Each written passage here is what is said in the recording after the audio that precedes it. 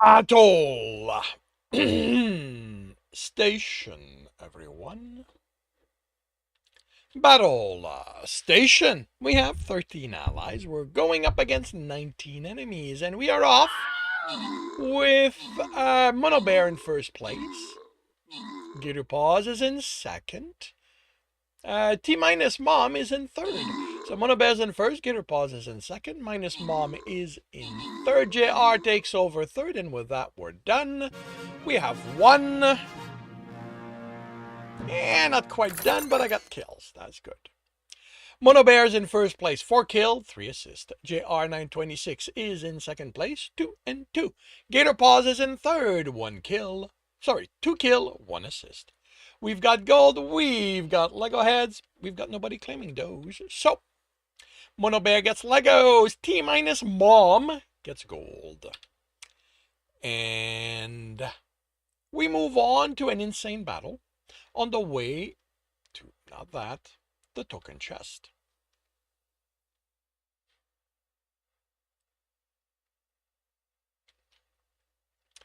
And it's another artillery for me.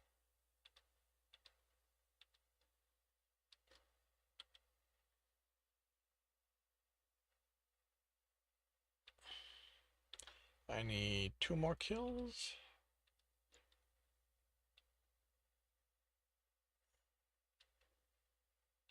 Okay, I forgot to mute that. It is past 8 a.m. Time for me to visit the shop where ferries get purchased. I'm above 20k. I get a refresh. I'm above 25. It's another refresh.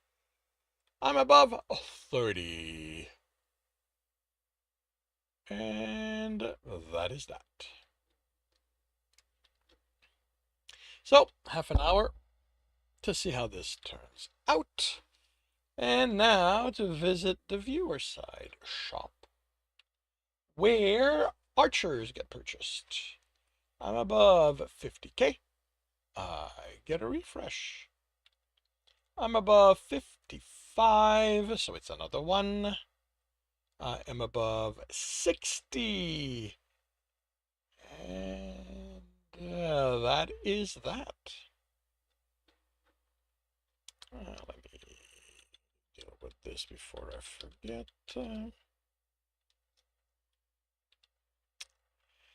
And good morning, everyone. Good morning, and welcome to Tuesday.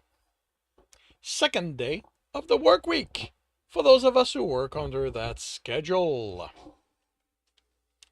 I hope you have had a good start of the week. I hope you're energized for the rest of it. I hope, I hope your day went well. Nothing to say on mine. Quiet life, standard as usual. Actually, let's do that just in case you screwed up. Alrighty. So today it is read and corrects. For those who are new, these are when I read a chapter from when I read chapters from my books and correct them as I go. I record this, therefore, while it's happening, I ignore the chat, and should the chapter run long, the Stream Raider battle will be delayed. To minimize the chances of that happening, I am going to start now by confirming the microphone is on. Okay. Desktop audio is already off. Not sure why. Oh, I know why.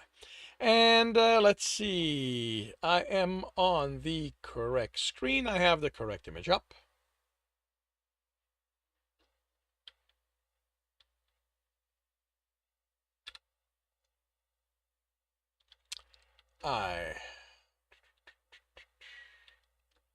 Correct image up. Alrighty, I am starting the recording, and I will see you all on the other side.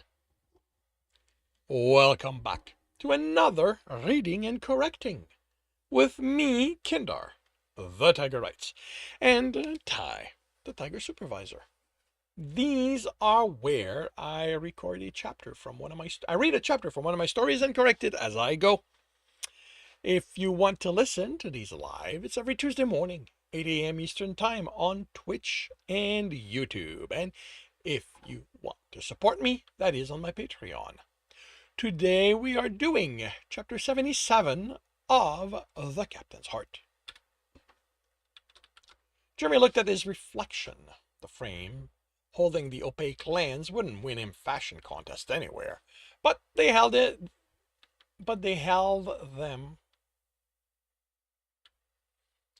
over his eyes, and the curve he'd given them meant bright lights wouldn't come from the sides either. He was pleased and invested in a personal printer. The plan had been to print those circuits for his weight machine, but he'd forgotten Kelsarians didn't have recipes for those. He had to design each one. He was learning it was one thing to print someone else's design and testing them. That just meant making sure the print hadn't been corrupted and the power ran through as it should. Making his own was revealing he knew little of how they were designed. He'd get there, but unless he could convince the engineer to help him, it was going to be a lot of trial and error until he had the circuits he needed for his weight machine to do what he needed it to do. He found Gregoron watching a ballad, something taking place a long time ago about a primitive house construction. What do you think? He put the sunglasses on. Gregoran glanced up at him, away, opening his muzzle. Then his head snapped back and he stared, mouth agape. He burst out laughing. Jimmy took them off and studied them while his heart regained control. They weren't that bad. The frame was thin, not particularly noticeable where it held the lenses. Sorry, Galgaran said, straightening and snickering. Sorry, it's just that... He snickered again. You made me think of an Roshitan beetle with those things on your face. He made circle over his eyes with his fingers. Big black eyes like that, flat face, but also black. His expression sobered as Jimmy realized this might be a futile exercise. What are they supposed to be? They're the sunglasses I told you about. For when we go swimming, it's going to cut down the brightness to a level I can manage. He handed them to Gregoran. He handed them when Gregoran extended his hand, and his heart raised them up to the screen. You really need that much protection? You said you were fine. I thought it was just slightly brighter than you like. It's more than I need, but I'm not a chemist. I don't know the recipes for adaptive polymer that react to light. Gregoran handed them back to him, looking pensive. Put your jacket on. I think I know someone who'll have something better. Jimmy had never been to this part of the ship, which, he acknowledged, meant little. He hadn't exactly explored it. But there was still something about the men and women they walked by, the way they held themselves, nodded to Galgaran, addressed him as Alpha, that made him think he wouldn't find himself here without a very good reason. Where are we? Galgaran acknowledged a greeting. The hunter section of the ship. There's a section reserved for the hunters? I thought they were part of the crew or had other jobs on the ship. Many do, but some have hunter-dedicated work. The female we're going to see is one of them. This is also where hunt-specific training takes place. Firing range beyond that door, intensive training, combat training further down, weapon maintenance a deck above. Leisure alley over there, Jimmy said, hearing the loud music from where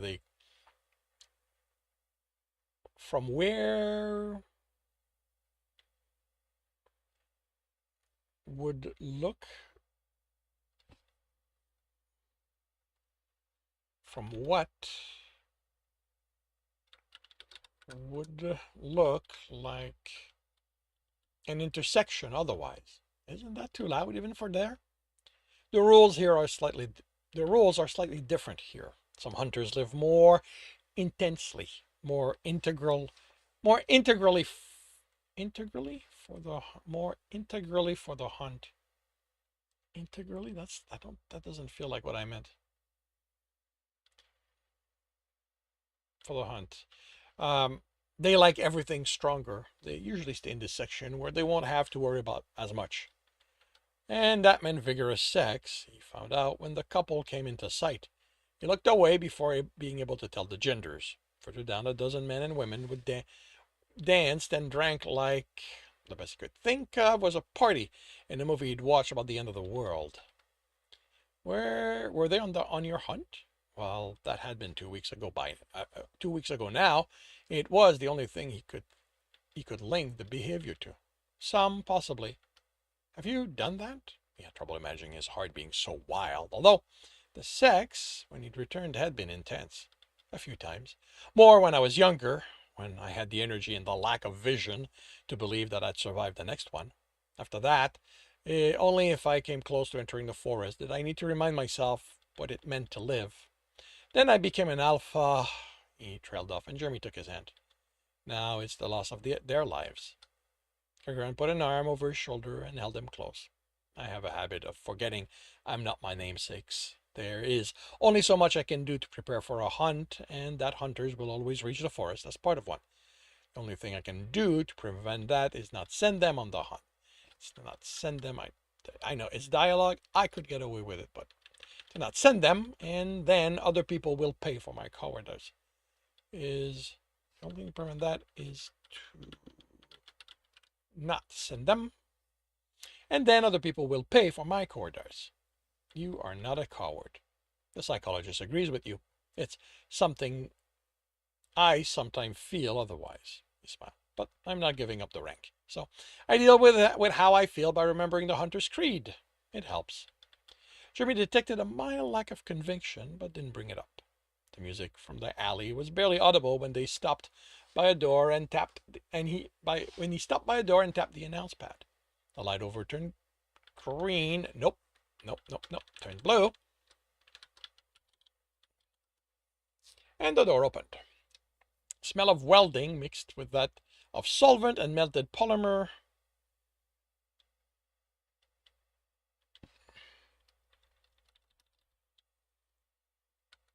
Reminded Jeremy of one of his schoolmates who would go wild in the fabrication lab when left unsupervised. Brilliant woman, he'd always felt, but utterly without self-control.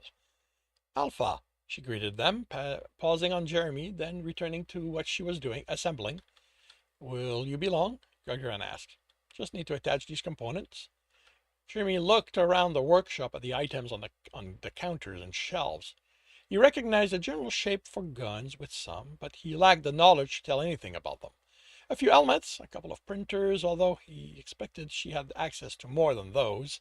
Circuits and individual components for circuits made him wonder if she went beyond designing her own and fabricating them instead of... If she went beyond...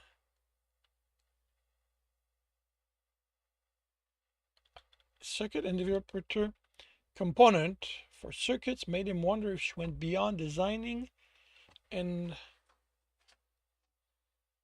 her own, oh, okay, and fabricating and assembling them instead of simply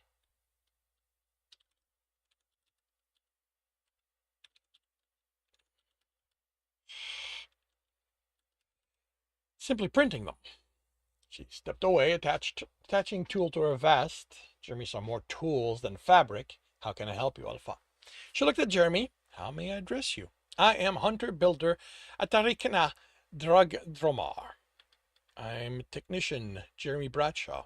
It's a pleasure to meet you. She beamed. Likewise. My heart needs protection against bright lights. Earthers are more sensitive to it than we are. I thought you might be able to adapt combat lenses to only provide that. Shouldn't be difficult. She stepped to Jeremy. May I? Her hand was next to his face. Keep your eyes open. She held his head as she looked at them from different angles. I'm going to need a scan to make sure the shape is the same and to work out how this field of vision is different from ours. She headed to the counter with tools and other things. What do you build? He asks. This, that, things we need on a hunt. If I know what we'll be dealing with, I'll make something for it. Otherwise, I refine what I already have. She nodded to Gagarin, returning with a portable version of the scanner he'd seen the engineer and repair use. He's always appreciative of improvement to our gear. Means more of us stay out of the forest. I think he doesn't believe the gods will treat us right. I just want to make sure you all have plenty to tell them when you arrive. So there's circuits over there. They're your own designs, right? She narrowed her eyes. I'm not in the habit of stealing. Not from my people, anyway, she amended. She raised the scanner to his face, then he closed his eyes. Not what I meant. I'm wondering if you've had to make a circuit to control microgravitic projectors. I wouldn't think to tell you how things should be done. Really? You're going to defer to a technician? My understanding is that you're more than that. She stepped away, tapping the controls. Among humans, yes. Here, I'm just a technician. She glanced at him, then Gagran, who didn't react. Thing is, my rank's not real. It's a hunter thing. I heard you capitalize it. It's real enough to you, and I'm asking for your help. I'm building a weight machine. He waved a curious expression aside. Human thing. But I need the microgravitics to adjust the weights, but those things are a lot more finicky than I expected. If I was back on Einstein, I'd print a couple of variation of the C19 board, see what happens, and that would give me an idea of which board model will give me the results I want. Here, I'm having to design these circuits from scratch, and I don't have experience with that. And you guys aren't great at making documentation available to the general public. Have you asked the engineer? Gagran snickered. I'm not bothering him with something like that, Jimmy said. He's trusting me with more work, and I don't want him to question my capabilities.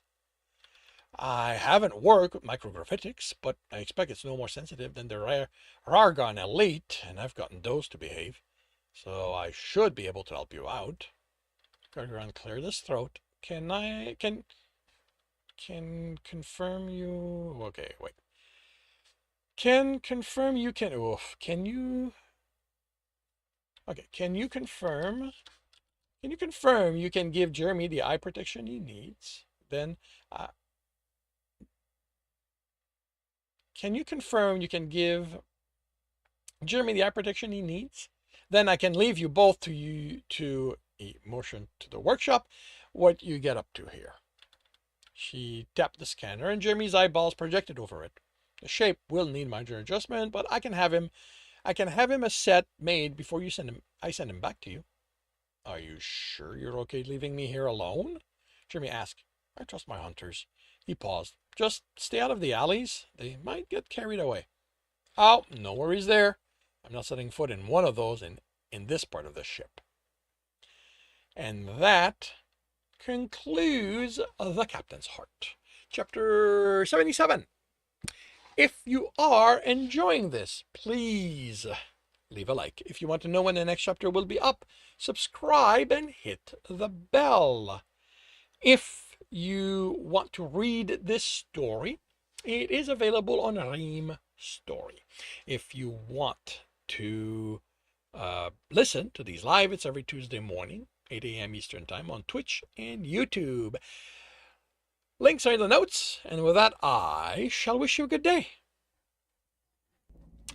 And thank you very much for the raid, Kaz.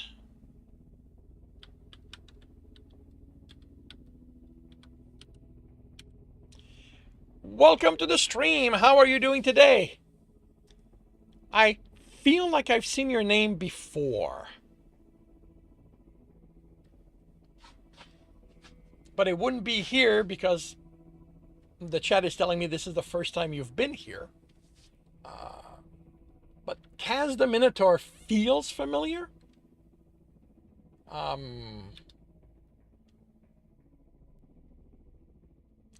Finishing reading English novel. Which novel are you reading? Or is English novel the name of the novel?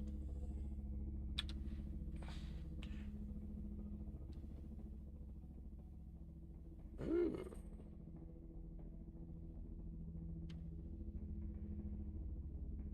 Oh, okay.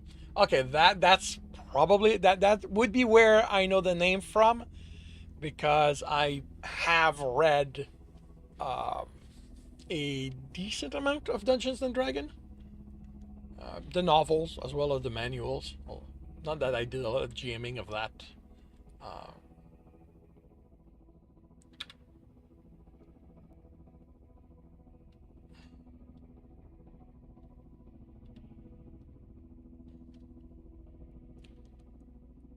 Alrighty.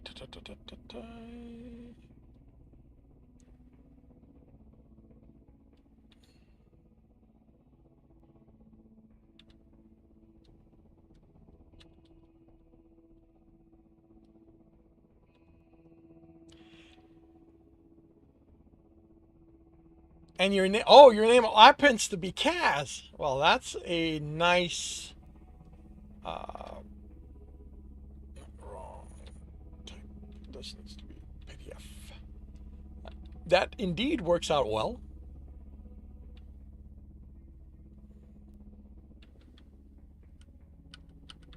Actually, that's the wrong one. I see that you are also in the writing and reading category once in a while. Do you write or do you only read? You are Japanese. You could probably tell by the weird wording.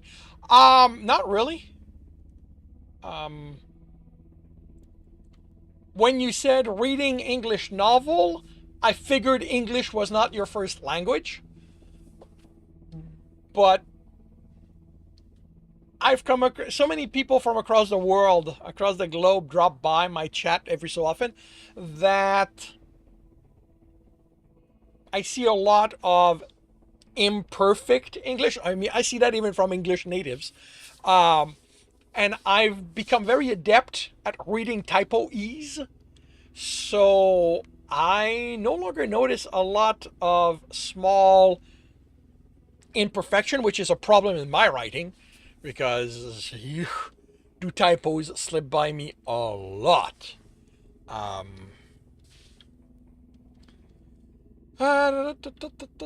right, so that is the world. No, Captain's Heart. You're reading English and Japanese novel. Nice work on the novel. Thank you very much.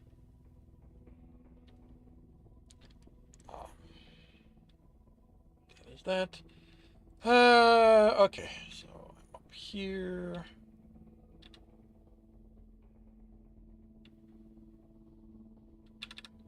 Yeah, this is part of my editing process. Reading it out loud like this allows me to catch a lot more mistakes than simply reading it mentally because my mind will fix problem without me noticing it as I'm reading. I will also do it while speaking, but I tend to notice the difference a little more. I'll say something and it won't be on the page, and it will cause me to pause and uh,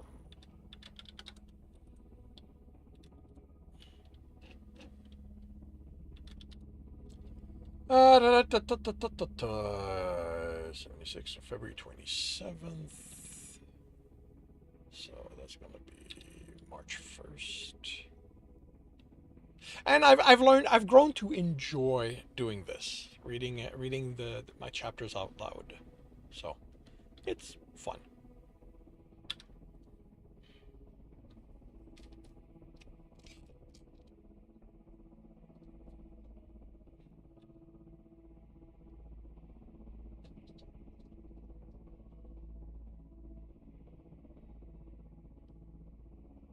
And now I'm scheduling it to post on my Patreon and other places, and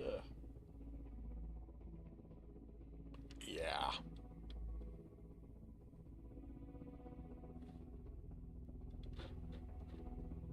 And of course, you need to update. Oh, really? We're going to do that?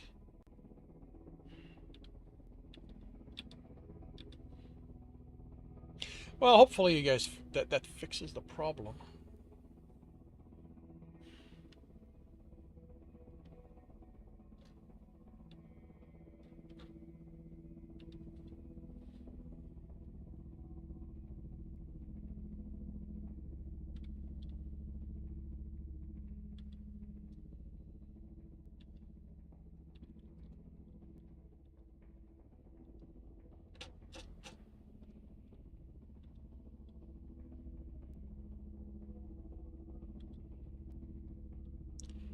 That's probably because you're planning to write one yourself sometimes. Oh, very cool. Very cool.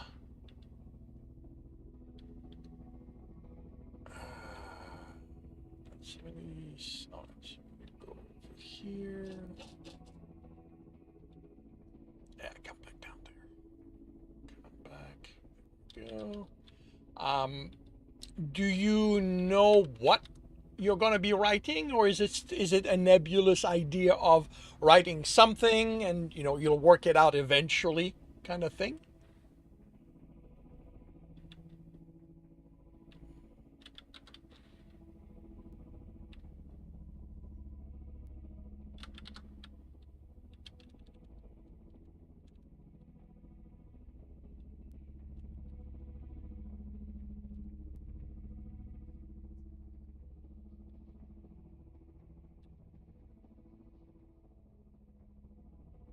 You're working on the background stories. Cool. Very cool.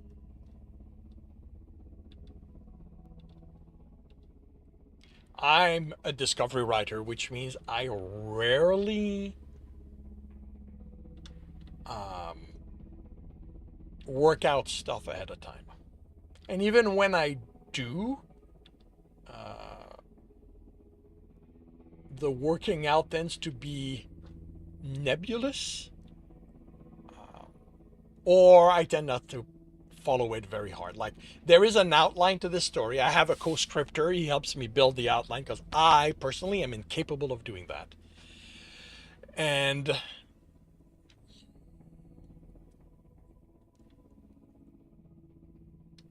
like, the outline says that tomorrow I'll be writing chapter 24 of the novel.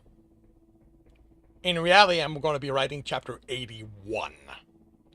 There's a lot of stuff that got added, but this is this is me. This is how I work. This is how I've discovered I enjoy working.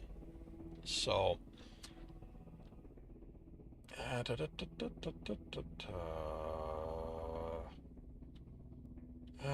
creature. Okay, so 14. Creature of war 15. World witches, there you are. Alright, so let's bring up something. Let's bring up creature of war. And everybody's got their different processes. And the important thing, I personally feel, is you work out what works for you, what makes the writing enjoyable, what makes the writing happen. And you go with that. If it's not the same thing as another writer that you're following, that's no big deal. If it's not the same thing as the favorite writer you're reading, it is no big thing. Um, Especially when you start, something that's good to remember is that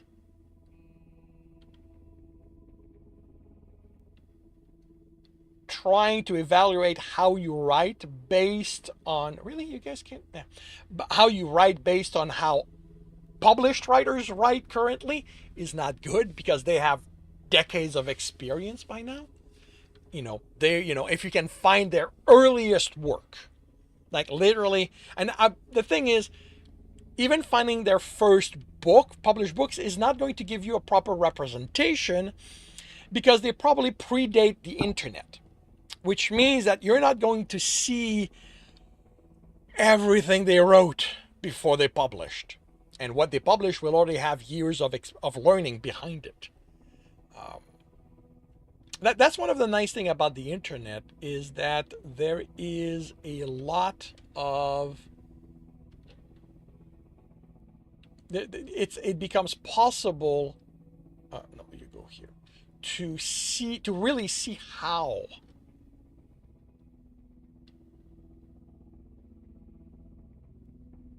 how writers, how popular writers have started. Your reading is for education purposes. That's always good. What you're planning to write, what you are planning to write is for that, and you might not like it, but you are going to use ChatGPT. You know, I personally do not feel I need to use ChatGPT myself. Um, ChatGPT is an interesting thing in that it can be used to help, but it's very easy to let it do the bulk of the work, and at which point it's questionable if the writer learns anything. You know, the thing that many, and I'm not pointing to you, I'm just pointing in general what I've noticed. Many writers who use ChatGPT do it because they think writing should be easy, and ChatGPT makes it easy. Writing is hard. It gets easier the more you do it, but it is still hard. Expecting writing to be easy is a good way not to write.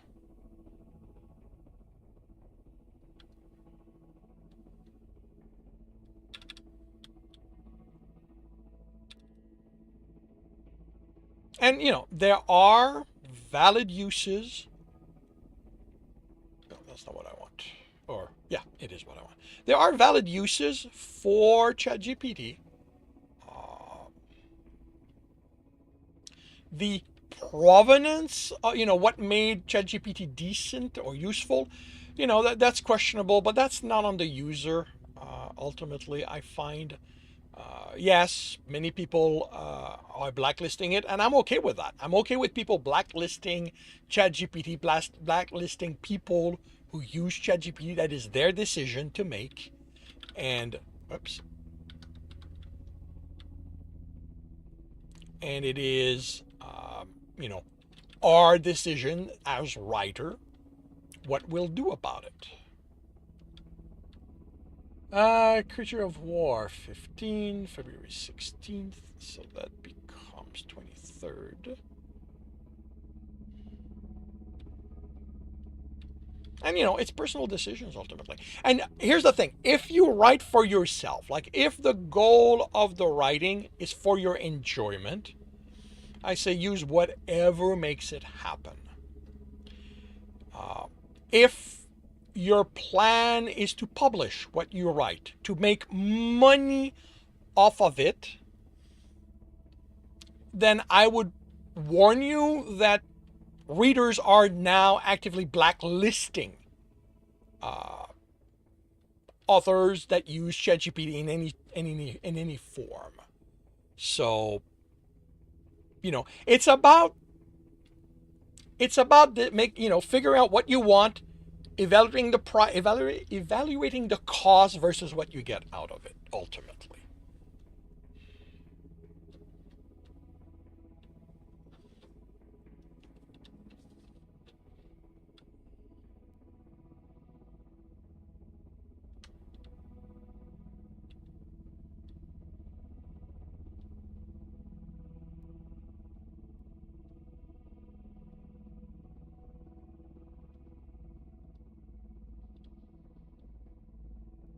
Alrighty, we will have an advertising Stream Raider battle, and I will be right back.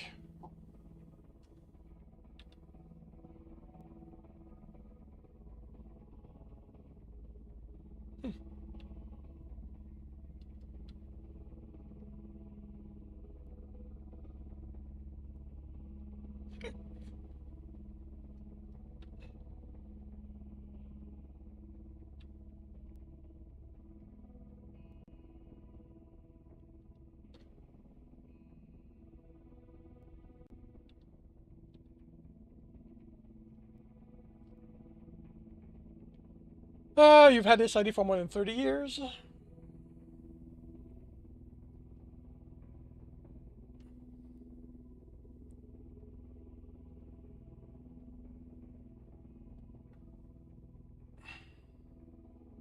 Wait, did I not start the...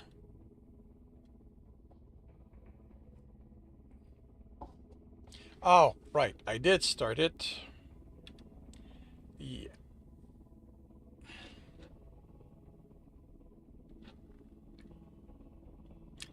I forgot to restart the app after setting that up.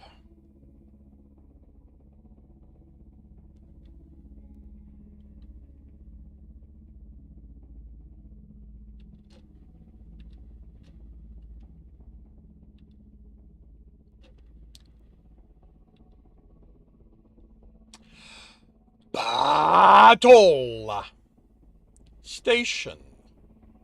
Everyone. Oops, wrong button. Battle station. We have 26 allies. We're going about after a dozen enemies, and looks like we're done. We've won. Did I have enough kills? Yes, I did. Ooh, Mono Bear's in first place with 8 kills. Gator Paws is in second place, 6 kills. And Catacrack is in third, 3 assists. We've got Musketeers that no one is currently claiming. So, JR926 plus T-minus Mum get muskets. And we move on to, me collecting scrolls. Aren't I the lucky one?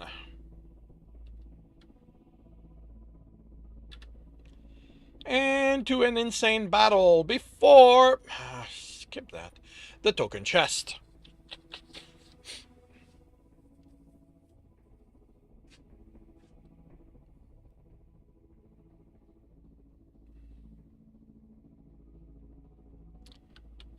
Alright, let's clear the quest.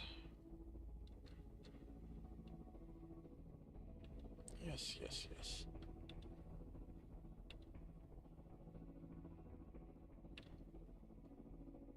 Okay, you want archers, token, placing units.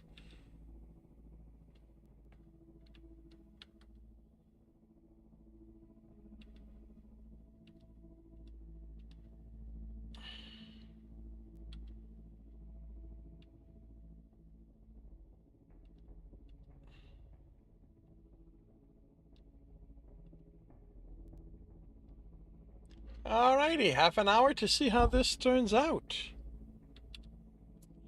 Yeah, ChatGPT is not smart, so you can't just follow what it does. You'll come back at a time getting late. Alrighty. Well, have a good rest of your day. Thank you for dropping by, Kaz. Alrighty, and I will start another read and correct of a chapter by confirming the microphone is on, turning off desktop audio. I confirm I'm on the correct screen. I have the correct image up. I will start the recording and see you all on the other side. Welcome back to another reading and correcting with me, Kindar, the Tiger Writes, and Ty, the Tiger Supervisor. These are where I read a chapter from one of my stories and correct it as I go. If you want to listen to these live, it's every Tuesday morning, 8 a.m. Eastern Time on Twitch and YouTube. And if you are looking to support me, that is on my Patreon. Today we are doing chapter 78 of The Captain's Heart. Of all the fangless, egg-sucking insect for brain growl. He ignored Jeremy's call as he stormed to the door, but it served as a reminder that he wasn't alone in the apartment. Growl, what's wrong? Later, he snapped, his anger utterly misdirected. He was in the hall, the door closed before Jeremy replied, and he could hear how badly he'd hurt him. Later, once he dealt with this needless change to a plan this leaf-eating admiral had imposed on him, he'd explain, ask forgiveness, and seek a way to make it up to him. Fucking admiral had been the one to forcing him to travel to the Federation station, and now he demanded that Gregoran stop to inspect an incarceration center and pick up those scheduled for release. It was due, the message said, and the Bane was the closest ship available. Gregoran had no trouble imagining the cackling the admiral let out while writing the orders, because of course the mail hadn't told them those face to face. He'd sent the orders in writing, saved himself being screamed at. Saved Gregoran from giving the leadership a reason to order him to Kelser. I'll think whichever one of you meddled to place such a coward in that position, he grumbled, when I'm able to do it without cursing the lot of you in the process. The only reason the Bane was so close to the center was because he'd been forced to head to the Federation station to be accused by those Earthers. There had been no reason for the leadership to just give in to them. They weren't a Federation species. They should have been told to go through the standard process. Like the Earthers could have received permission to travel through Kelsarian territory from any other than the leadership. Plenty of time, the message said. Like the Admiral had any idea what inspecting one of those places was like. Never refused to do it. It was part of the duties any combat-ready ship I took on, but he never looked forward to them. Alter course, he ordered as he stepped onto the bridge. Set for... Garagini Ricard. The Alpha, the beta standing in the center of the bridge. He closed his muzzle and looked ahead at the glare Gradran gave him. Another undeserving recipient of his anger. Course set, the pilot said. Speed. Whichever one gets us there before I woke up hours ago. He snapped. He headed to his office before anyone else could give him an excuse to unload his anger on them. Which, with the door closed, he snarled and didn't bother being polite in the things he called the Admiral. Threw his tablet on the desk as he sat, then saw the message notification from his heart. The trepidation dampened his anger, but he tapped it. I can tell things are bad, but please talk to me. You aren't alone. I love you. I didn't deserve someone this understanding. I'm pissed at the leadership's machination, he wrote. I'm sorry I snapped at you. You do not deserve that. It's going to take me some time to calm down, but I'll explain what they did when I return to you. I understand. Fuck, he didn't deserve him.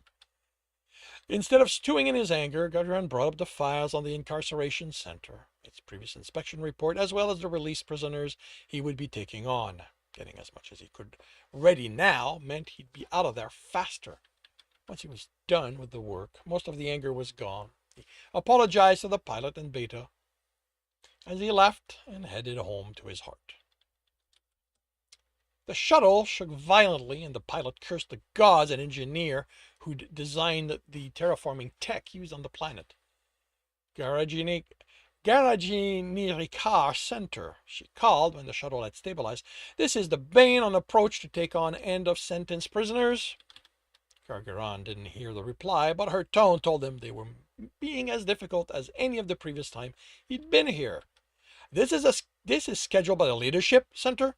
Those are the orders we're following. So you are going to get those hangar doors open for me, or I am going to blast them, and you can deal with this fucking storm in your halls. She laughed. Oh, you just go and test and see if I lack the claws. This should be interesting, the Beta on the other side of the cockpit access said, considering the shuttle isn't armed. Never, ever think a pilot can't turn something into a weapon, the Beta next to her said. Those folks are utterly insane. I can hear you, Hunter. You know. It's Beta to you, pilot. Remember whose pack you're in. And remember who's at the control of this thing, unless you want to walk back to the ship in this mess they're calling an atmosphere. Told you, the Beta said, smirking. Utterly insane. Are they going to open the hangar for us? Gergran asked While it was a good way to help the pilot relieve the stress they were under, he didn't want this to escalate to the point he'd have to interpose himself. She snorted. Those groundsiders couldn't stand up to a breeze back on Kelser. They're chittering at me not to damage their precious hull. We'll be out of this in no time. With a nod and a warning glare to the Betas, he settled in to wait. The lack of his released prisoner waiting didn't surprise him, nor did the fact the guards looked no more respectable than the previous people he'd taken away from here or delivered. This was where the pirates were headed, unless the gods meddled like none had before during their judgment case. They're on their way, the administrator assured him. I'm sorry about this, Captain, but Alpha, Gagarin corrected. He'd let many people get away with calling him captain in a similar situation, but not someone he was someone who was purposely making his life difficult. And the transfer was authorized months ago, with you acknowledging it. The people being released should have been transferred to the center detention then. Yes, well, you see, as automated as the terraforming process is, there is still a need for labor on the ground, and we've had to spread them thin as the process has expanded. And when will they be here? A few hours at most. have to convince Alex to let him push the engines as much as the reactor could take, since adding the backup wouldn't add enough if he wanted to ensure Jeremy could enjoy a tour of the station before the farce started. Beta Ram Sofes, you are staying with the shuttle. The rest go to the transport dock and take control of the prisoners as soon as they are here. Bring them to the shuttle and secure them. What about you, Alpha? The Beta asked. I'll be fine. The administrator is simply taking me to his office so I can go over the records and then show me whatever I feel needs to be inspected, since we will be here for a few hours. Let that be a lesson for the next time they were inspected. The longer an Alpha had to remain, the more time they had to find any of the multiple ways the administrator was manipulating the system in their favor.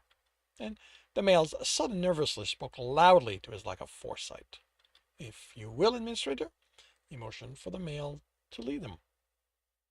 The halls were uncomfortably narrow, not to an earther level, with barely 4 of them across, but still narrower than should be allowed, in his opinion. He expected there were reasons, almost certainly financial, maybe even enacted by one of the previous administrators as a way to put more money in their accounts for once they were released from this service. Because no one assigned here, and assigned to one of the few terraforming to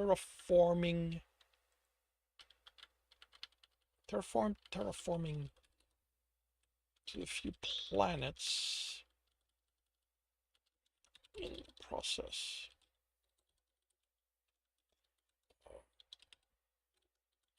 Terraforming, because no one assigned to one of the few planets in the process of terraforming, which doubled as Incarnation's center, had any illusion as to why they were privileged enough to be there. Without a need for their specialized skill, they would almost certainly be part of those incarcerated. Gagaran had been part of a pack escorting his Alpha when the female had thrown that administrator into the transport heading back to the work dome for them to experience the criminal level of negligence with which they had set up that system. He hoped not to have to do that here. His Alpha had complained for the rest of the trip to Kelser about all the formalities she'd have to report on because of it. One of the guards, on the other hand, wouldn't need so many reports filled, and the utter dislike they glared at him let him think some might try to let a representative of those they felt responsible for being stuck here know how they felt. He welcomed the attempt. Like them, he too had some anger to unleash. There was a sense of age to the control center that made it feel older than the nearly 30 years the file said since it had been constructed. Only so much could be blamed on the hostile environment. The rest was negligence, born of a lack of care for the work the administrator had been entrusted with, that he'd been willing or not. You'll see that everything is in good order, Alpha, the male said as they entered the office. It wasn't opulent, so the administrator climbed in his opinion, but he doubted the rest of those working at the center had plants and a humidifying system that made the air feel like they were close to the equator. Getting those here would cost, but not so much it had to mean they were skimming the system.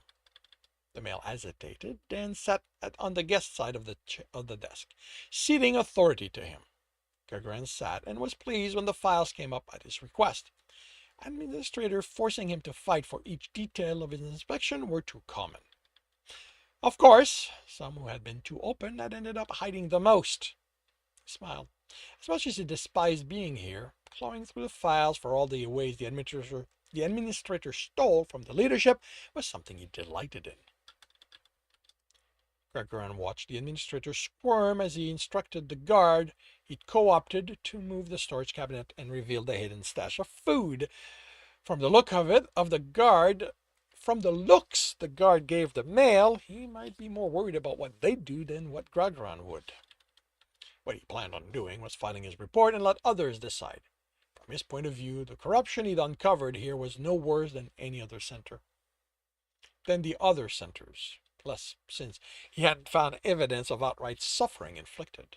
Some administrators started believing that they were the highest power under the gods, so being so far from Kelser and the leadership there. And he had read reports of the little kingdoms they had turned their center into until they could no longer keep that hidden from the inspecting Alpha. Return all of that to the quartermaster, he instructed the guards. He read the message on his tablet and let the beta know he was on his way. Administrator, the transport has arrived. I'll leave you to supervise their work. I think I should escort you, the male said, hurrying after him. Maybe you can deliver me to Kelser to be judged and free you from the consequences of your action? That isn't something I'm authorized to do. I'll file my report, and those higher than me within the leadership will decide what's to be your punishment. But with what I've taken from the government, they're sure to want to. Curran snorted. I've seen worse be ignored, and when one of you did something so bad it needed to be dealt with, the Alpha doing the inspection dealt with it on site. He smiled at the male. You don't want that to happen. The prisoners are secured, Alpha. Thank you, Beta. He turned to the administrator. My duties here are done. I leave you to do your work. He stepped into the shuttle, went to the back, where his 11 new passengers were restrained in their seat. Only Calcarians this time. So that was one less complication. Other than the grime-matted fur and threadbare clothing, little differentiated them from the guards in the center. There had been enough anomalies within the personal file. He was certain many of the guards had arrived destined for the work domes, but that was among the most minor of the infractions he or the leadership cared about. Your incarceration ends once you are released on Kelser, he told them. So you will not be allowed among the civilian population. You will have apartments among the hunters, who you will be allowed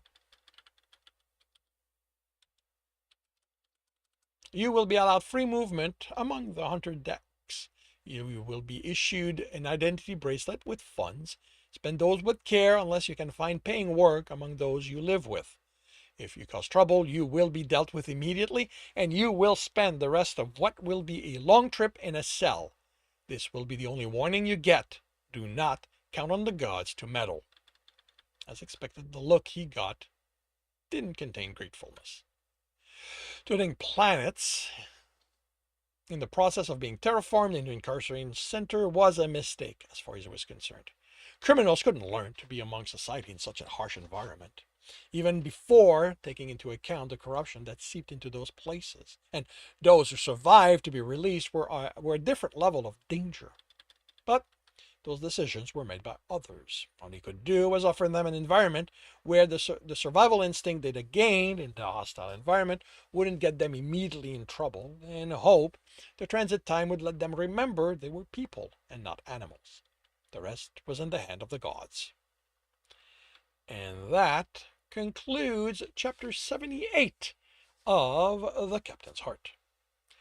If you are enjoying this, please leave a like. If you want to know when the next chapter will be up, subscribe and hit the bell.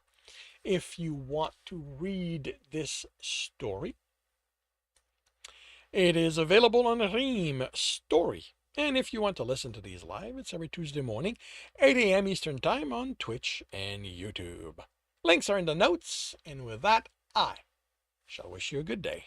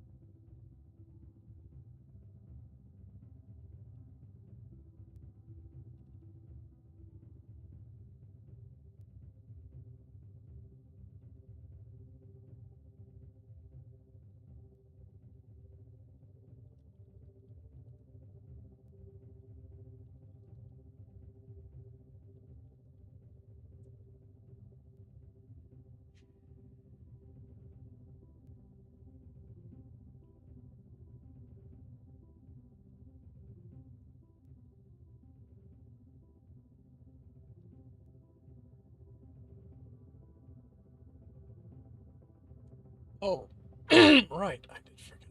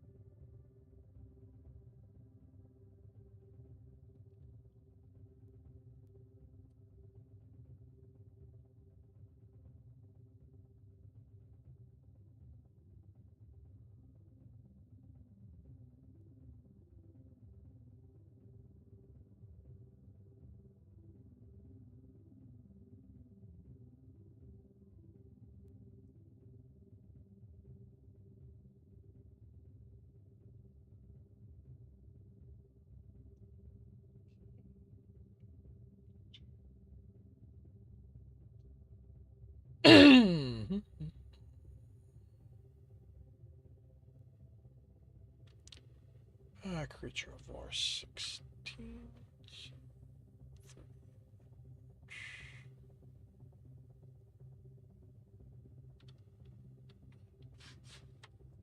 It's going to be 17.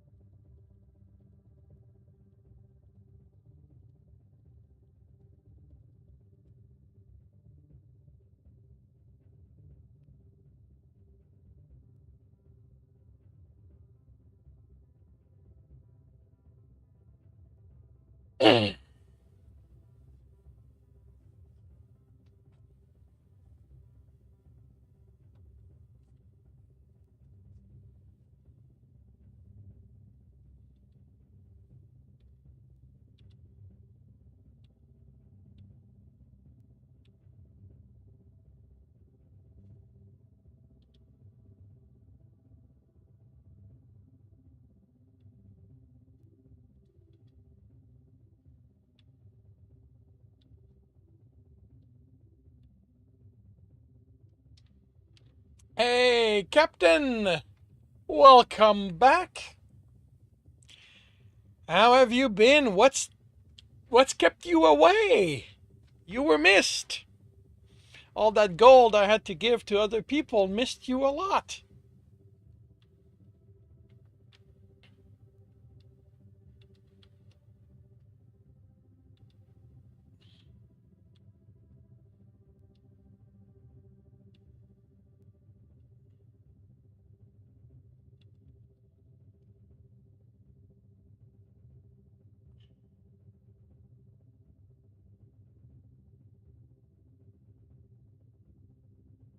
And yes, I am having a good day. I hope yours is going well also.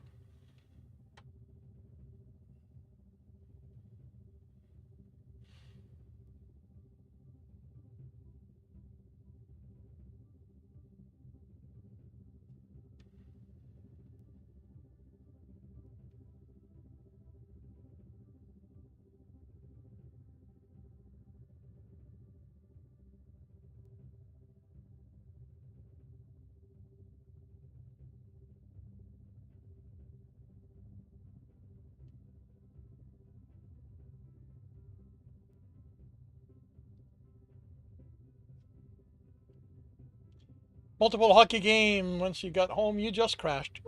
Understandable. Understandable.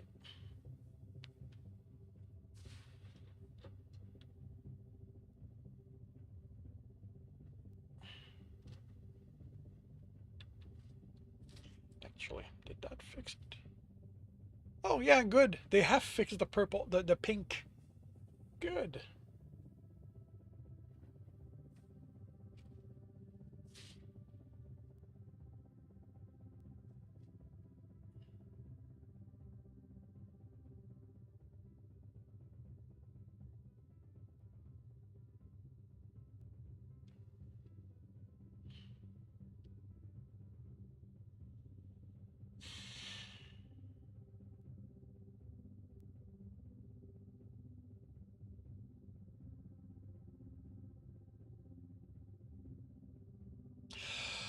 Battle station. Everyone. Battle station. We have 26 allies. We're going up against 32 enemies, and we start with Sigma in first place. Then JR's in second, Gator Paws is in third, Gator Paws, others, and when Drog have killed epic. Sigma's in first, Noodles is in second, Gator Paws takes over second. Noodles is in third, JR takes over third, takes over second. Gator Paws is now in third place. Gator Paws jumps to first, JR's in second, Sigma is in third, and we're done. We have won. Gator Paws is in first place. 1 kill, 10 kill, 1 assist. JR 926 is in second place, 5 and 5. Sigma is in third, 10 assist. Load destroyer, but interface glitch on you. Yeah, that sucks. Hopefully it will resolve itself. If you're using the standalone app, you're going to want to reinstall it. If you're on the web, refreshing should resolve it. We've got gold and centurions that no one is currently claiming. So, T minus Mom and JR 926 get gold. Bert Jack gets shielded.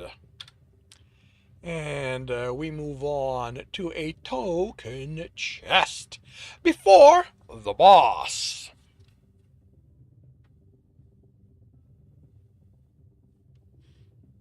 Well, there's a brand new battle for you to put units in. And archers, because my artillery is still resetting.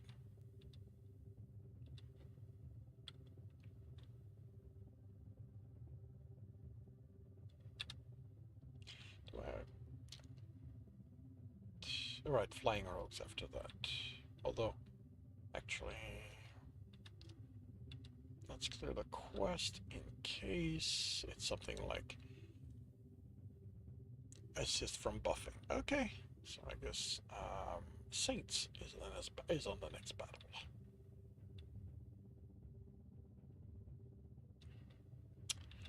Alrighty, half an hour to see how this turns out.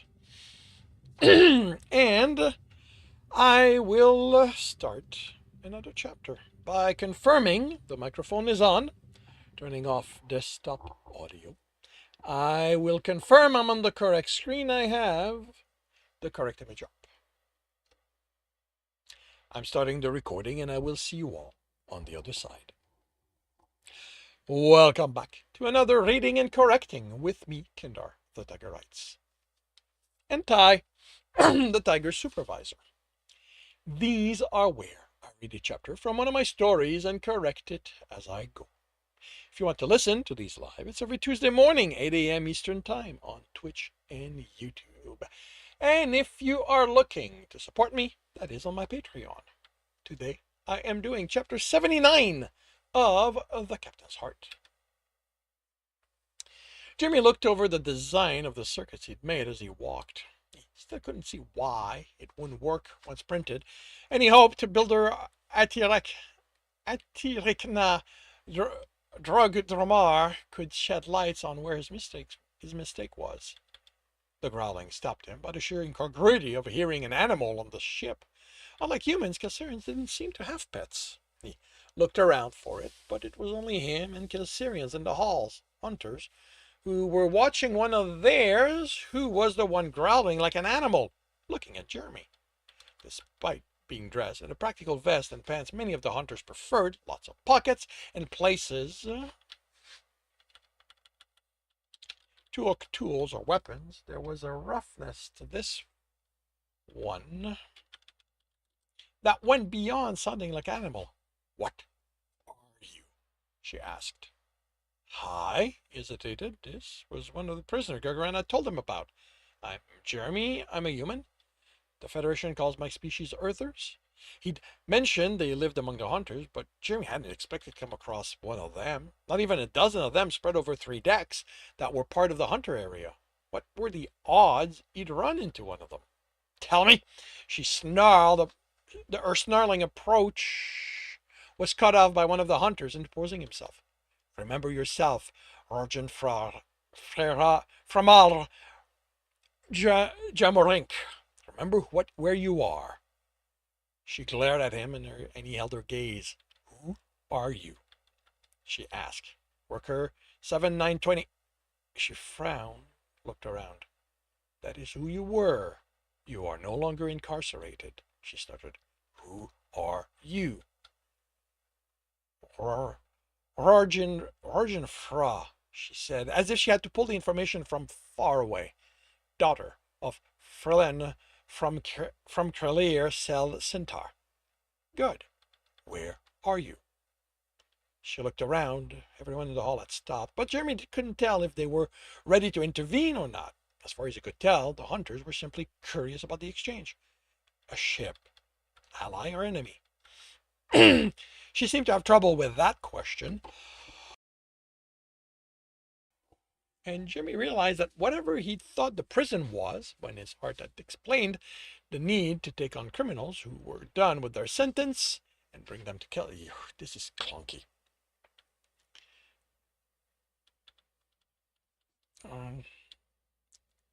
They'd take on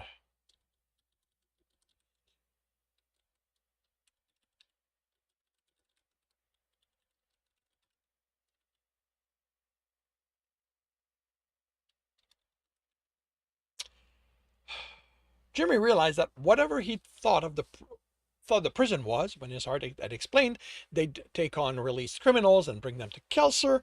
He had been wrong. She seemed to have forgotten what it meant to be in society. Ally. Good. How do you behave with an ally? You. She was searching again. Ask, don't take.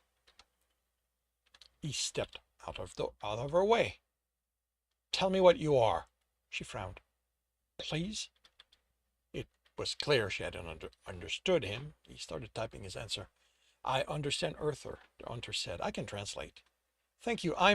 He took a breath and tried for the best Kelsarian he could hear. Technician Jeremy Bradshaw. Technician wasn't too rough on his throat, and his name was in English. Then he had to stay in English. I'm human. The Federation calls my species Earthers. Earther. Earthers. Another word that didn't destroy his throat. I'm the captain's heart. The hunter kept what Jeremy said, nearly identical, but used alpha instead of captain. The woman stood back. Sorry, I didn't know. I didn't mean to. Calm. Rorgen fra Fremal. Ramorink. Jamorink, the hunter said. Breathe and calm. You are among allies, Remember? Allies don't punish mistakes. Allies understand that errors happen. We explain ourselves. The fear didn't entirely leave her eyes, but her ears hesitatingly straightened. I'm sorry, she said, sounding like she'd run. I didn't mean to offend you, to offend the heart of the Alpha who is bringing me home. It's okay, he replied. I don't expect you or anyone to treat me differently because of him. The hunter's ears folded partially, and what Jeremy had learned matched the roll of the eyes. What he said was, the Alpha's heart understands you couldn't know who he is. He isn't offended. Jimmy thought about calling the man out on completely changing what he said, but figured an argument before her wouldn't help anything, since his words were putting her at ease. If she has questions, I'm willing to answer them. Are you sure? The hunter asked in English. She lost most of what the tact she might have had before. I'm here and I don't work until second shift. I have time. The hunter let her know, and movement restarted in the hall. She did have questions, and while Jeremy couldn't answer them all, he wasn't touching those about how his god had let him have a Kelsarian heart, and the other relating to them. He thought it went well, until she asked how they could have sex since they were different species. Then he faltered. When he faltered, she suggested he show her, and Jeremy faltered even more. The hunter didn't help. He mentioned the Leisure Alley a couple of intersections back. He found that whatever ease he'd gained walking around the reservoir naked didn't apply here. As gently as he could, he explained this wasn't happening. He was with Galgaran and suggested she look up anatomy books to learn about the similarities between their species. Then he excused himself and continued on his way. As soon as the door closed behind him in Atirikna Dromar's workshop, he leaned back against it. She stopped welding and looked in his direction. Technician Jeremy Bradshaw. This is a surprise. Why do you look like you've escaped hunters? He chuckled. I've escaped way too personal questions. Don't think I'll ever get used to how at ease Kelsarians are about talking about sex and the stuff around it. Ah, she said, people will be curious about what they don't know.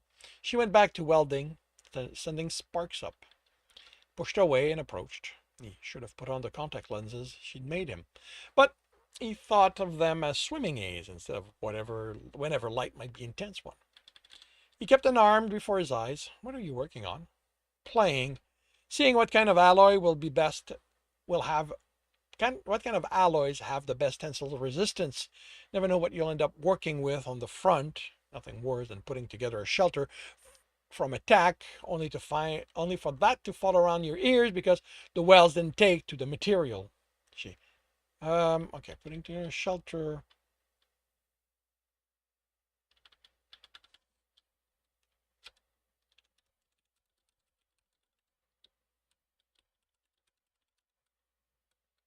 Yeah, that's better.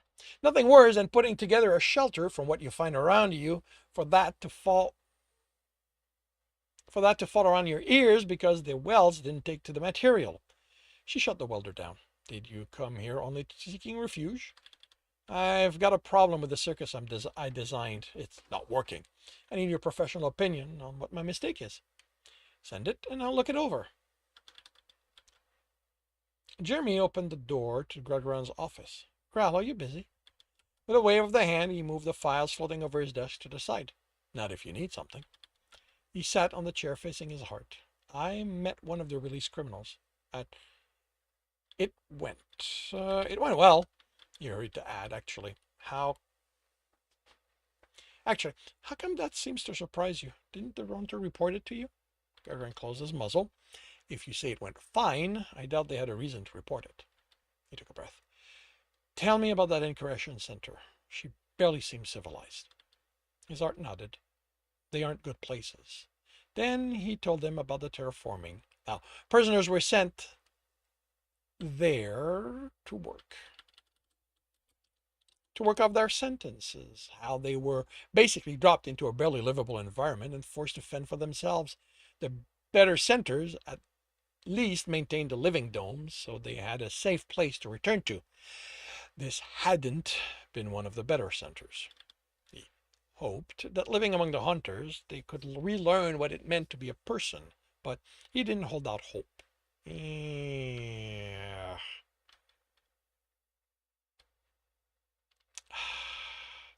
got hope twice. If we were among humans, I would go. He didn't hold out his breath. I don't know what to do. Okay. The people sent to incarceration centers weren't good people to start with, and their time there didn't do much to improve them. Jeremy hugged his heart. So you what? Atarikna asked, reaching for the handle over her head. Take this and pull? When it didn't move.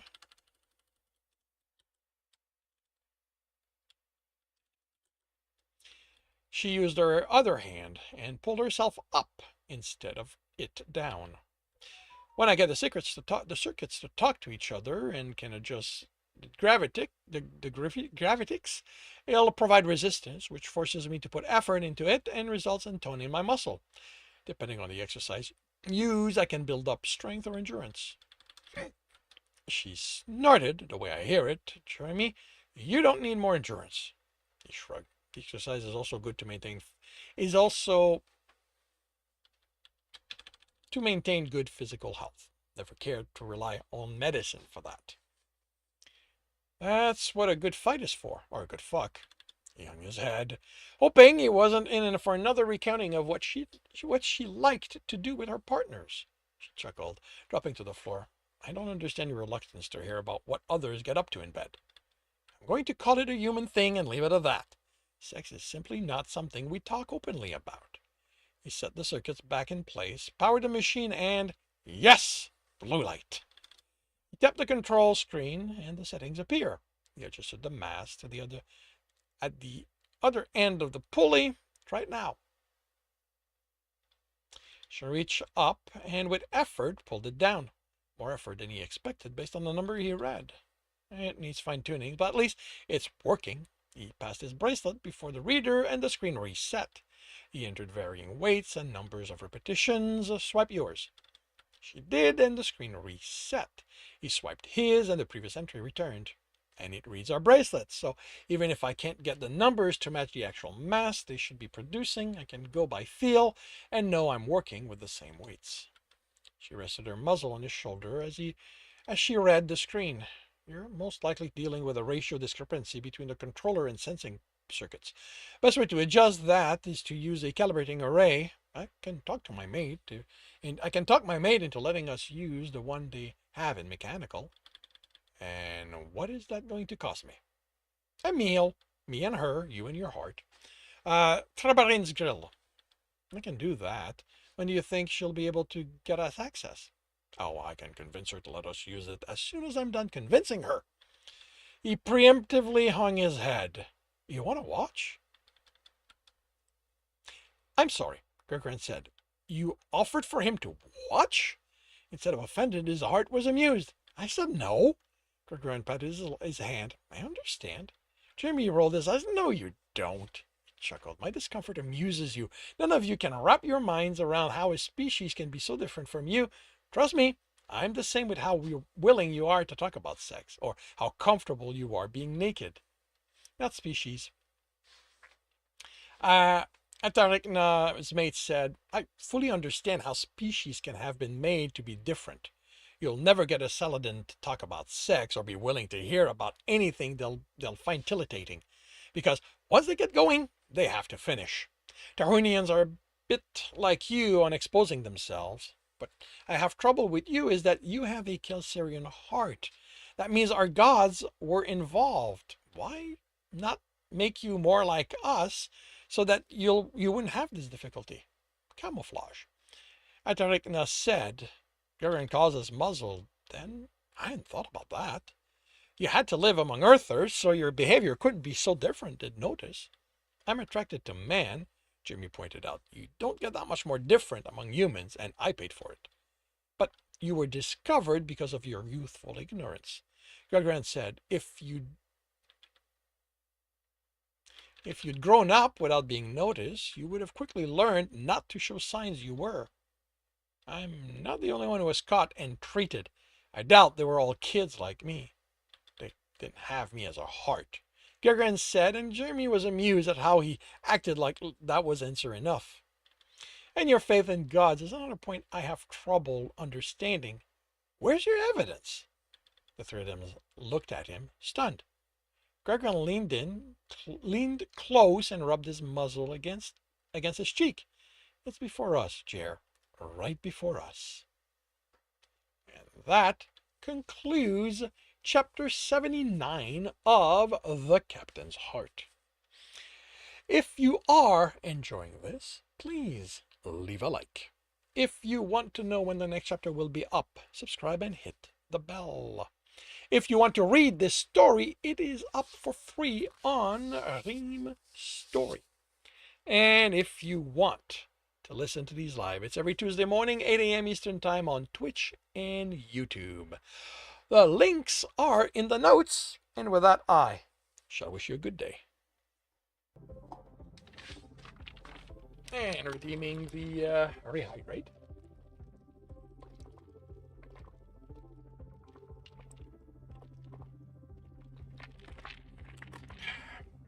And Captain, if you're there, just a reminder that your claim on the gold did expire while you were away. So I don't know if you want to claim it back or you've decided that you were done with those.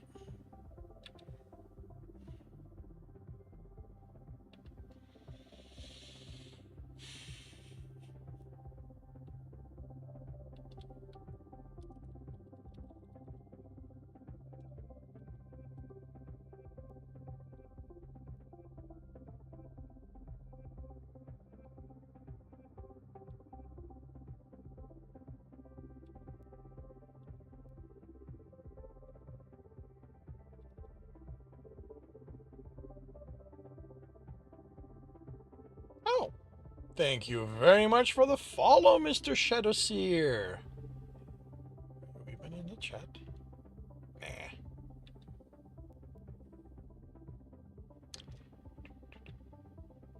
Hey, Curly Rain, welcome to the stream. How are you doing today?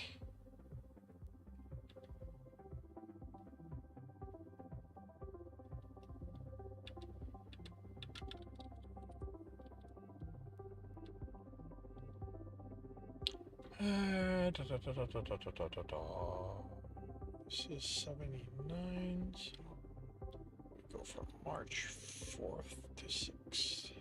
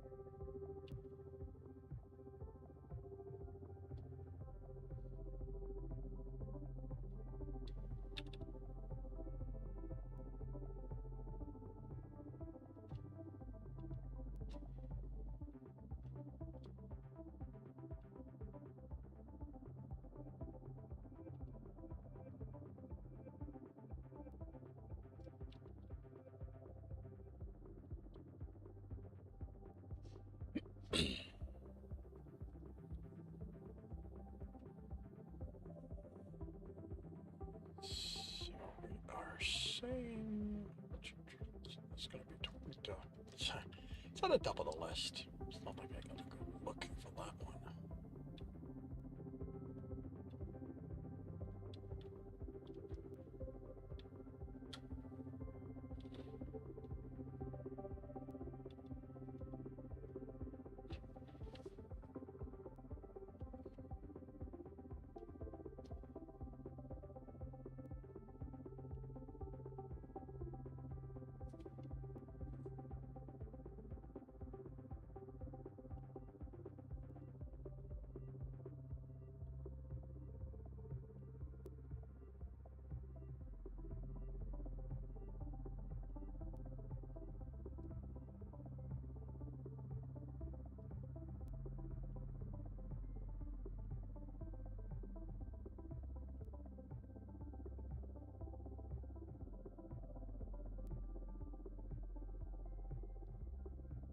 We're losing captains every day.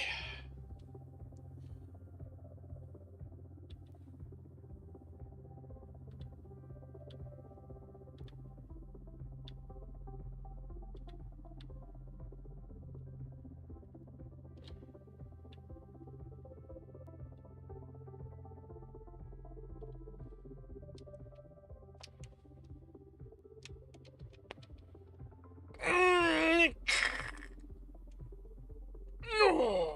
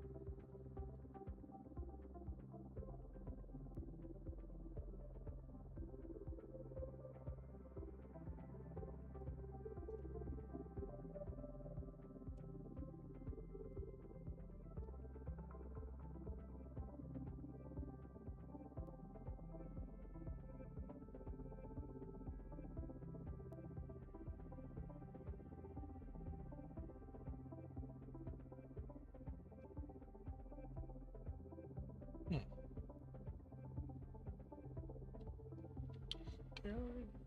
87.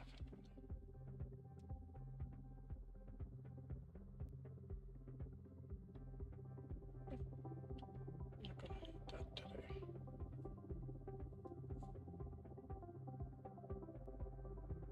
Oh, wait a minute. Wait a minute.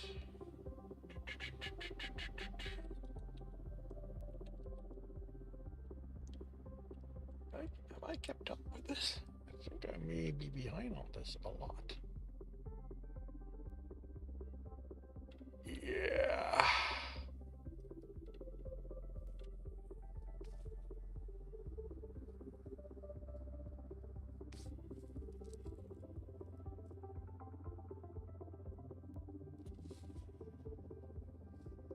Although not so much that.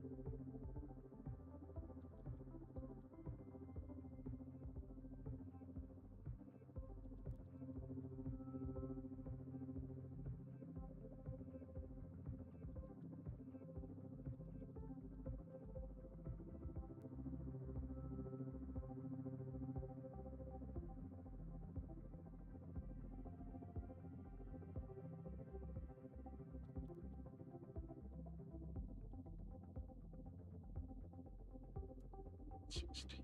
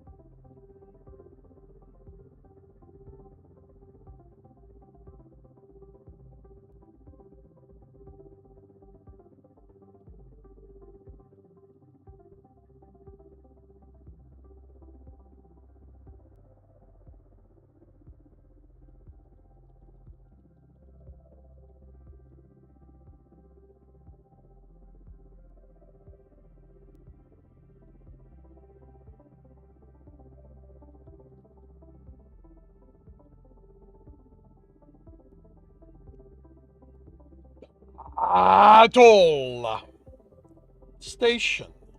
One battle station. We have 42 allies. We're going up against 21 enemies. And Captain Stokey's in first place. Catacrack takes that over. Captain's in second. Manila is in third. Decanizer takes over second place. The Captain's is in third. Manila, Catacrack, probably others have killed Epics. And we're done. We've won. Catacrack is in first place, 5 kill, 5 assist. Gator Paws is in second place, 7 kill, and Burt Jack is in third, 1 kill, 3 assist. We've got gold, we've got Lego heads, we've got Shinobis. We've got nobody claiming those at this time. So, Decanizer gets Stab. Tiny minus T minus Mom gets gold. Yalfa gets Legos. And we move on to me.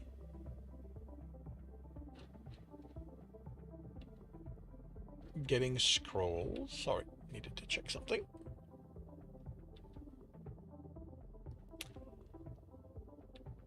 And then move on to the boss battle. Yeah. Don't need that dialogue.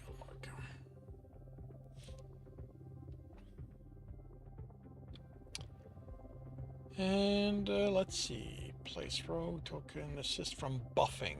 Buffing. That's going to be Saint. Yeah, got a couple of range over there, so hopefully. And those units have been placed.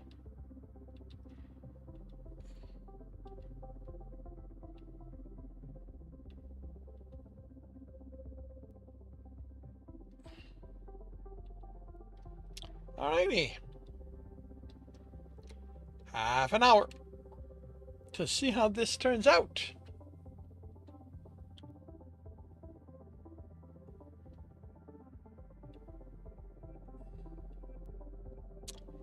And I will start on another chapter by confirming the microphone is on, turning off desktop audio. I will confirm I'm on the correct screen. I have the correct image up. I am starting the recording, and I'll see you all on the other side. Welcome back to another reading and correcting with me, Kindar, the Tiger Writes, and Ty, the Tiger Supervisor. These are where I read a chapter from one of my stories and correct it as I go. If you want to listen to these live, it's every Tuesday morning, 8 a.m. Eastern Time on Twitch and YouTube. And if you are looking to support me, that is on my Patreon. Today we are doing Chapter 30 of Stepping Wild. Tib studied the animals throughout the room and classed them by how dangerous their attacks were. The raccoons had the longest claws, the rats sharper teeth, and the rabbits fell between the two, but with the ability to leap over the attackers, distracting him. He ran in. He wasn't letting them take control of the fight this time. He jumped over the raccoons, who'd taken the lead, slashing at their back, and brought up his shield for the jumping rabbit to collide against. On landing, he spun, slashing low to the ground, and cut a bunch of the slower rats. He also got a raccoon and a couple of rabbits. Then he attacked a flank as they adjusted to his new location. Claws sunk in his exposed leg. The swords went through the raccoon's back. He kicked a rat and shield smashed a rabbit aside. He barreled through the animals. It earned him more cuts, but kept them from grabbing onto him as he slashed, kicked, and bashed more of them. He turned to face the remainders. About half the starting numbers left. He let them approach. They displayed no more cunning than you'd expect from animals. The raccoons skirted around to surround them, while the rats charged in blindly and the rabbits held back, waiting for an opening. They might be more cunning, but nothing to the level of what he knew Furman was capable of. He slashed at the rat, leaped over the raccoons when they were close enough, only attacking them if they didn't get in the way of blocking the jumping rabbits. The fight was slower than he'd like, but by the time the animals were dead, he'd only added a couple of cuts and one bruise when a rabbit slammed into him, which hurt if he breathed too deeply. He picked up the lock on the cache out of curiosity for what he sensed it contained. He couldn't use the bow, but figured without it in hand, he'd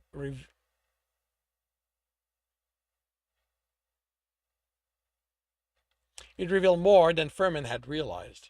It was plain wood, and the string was wrapped at one end. Most of the wear was near the grip, with scuffs and notches, giving the impression its owner had learned to shoot with it.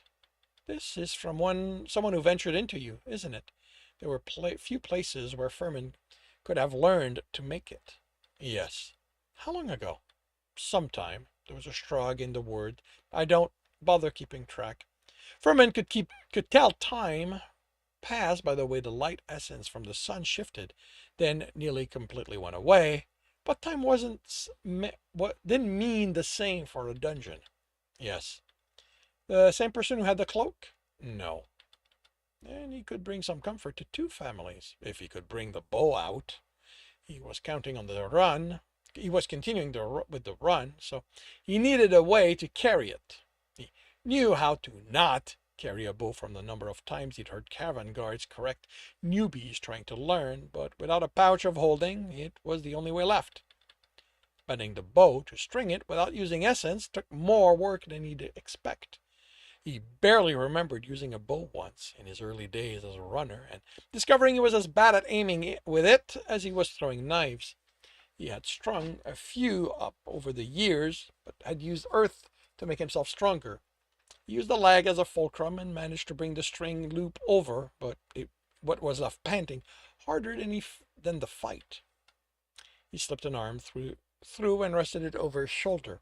It placed the string close to his face, but his movements weren't impeded. He counted on Furman or Mirka not understanding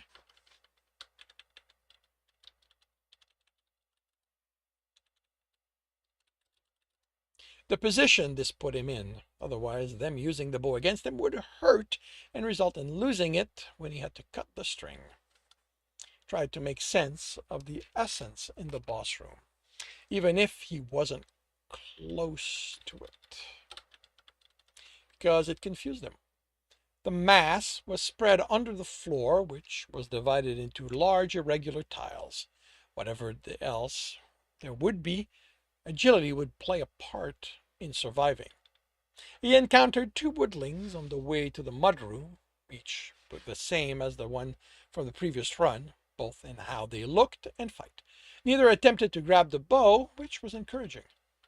The cache in the mudroom contained boots, which he left behind. He didn't need them, and didn't want to be encumbered. The expected fight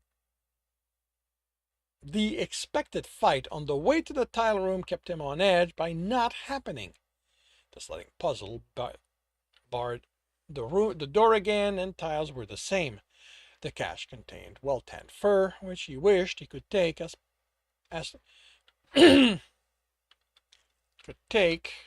to support why he'd been out so long without having to do any of the work.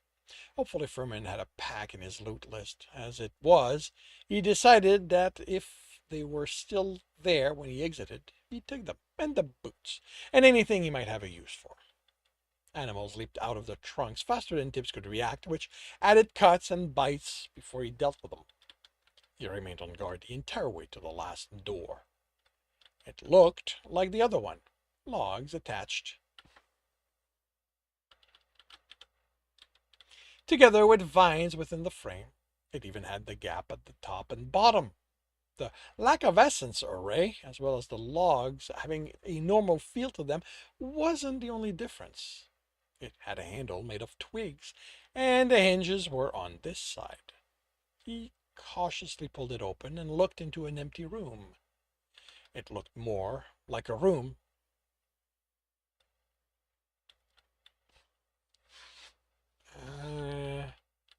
looked in.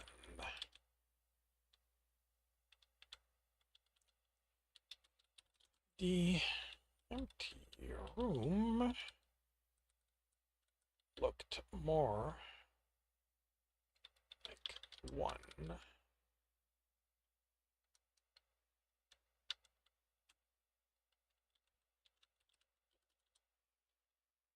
The empty room looked more like one you'd expect to see in a building than the previous ones. The irregular tiles were wood and fitted too well to be made by artists on. The walls were still trunks, but without thickets, and pushed against each other, so they looked more like a purposeful decorative element than trees he'd expected to see outside. He crouched and studied what he sensed under the floor. The essence now writhed. The wrapped coils of them making him think of a nest of newly born serpents he'd once seen, although this was much larger, spreading under a quarter of the floor. The rest of the essence feeling like a peaceful lake comparatively, with pockets of it among the swirling. Nothing of the essence and arcanus gave an indication of what this would do. The boss chest, on the other side of the room, was an unimpressive stack of logs, although the metal essence in it was substantial. Armor, at least a chest piece, and possibly more. He'd need more time to focus and tell for sure, but as he studied the room, he had an idea for an exchange he hoped Furman thought was fair. He paid attention to what writhed under the floor, ready for it to act.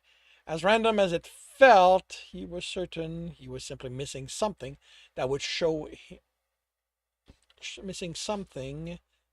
would reveal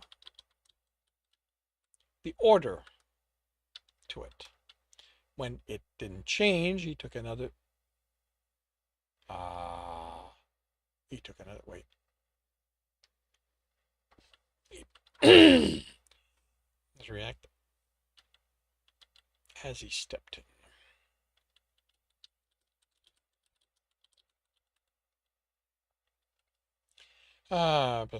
When it didn't change, he took another step toward the chest. Another step. What was the dungeon waiting for? No, what was Mirka waiting for? Whatever this was, they were the one behind it. Another step, and he stopped, ready to react to the coiling he'd sensed. Or thought he'd sensed? Nothing happened. Let's make this a question.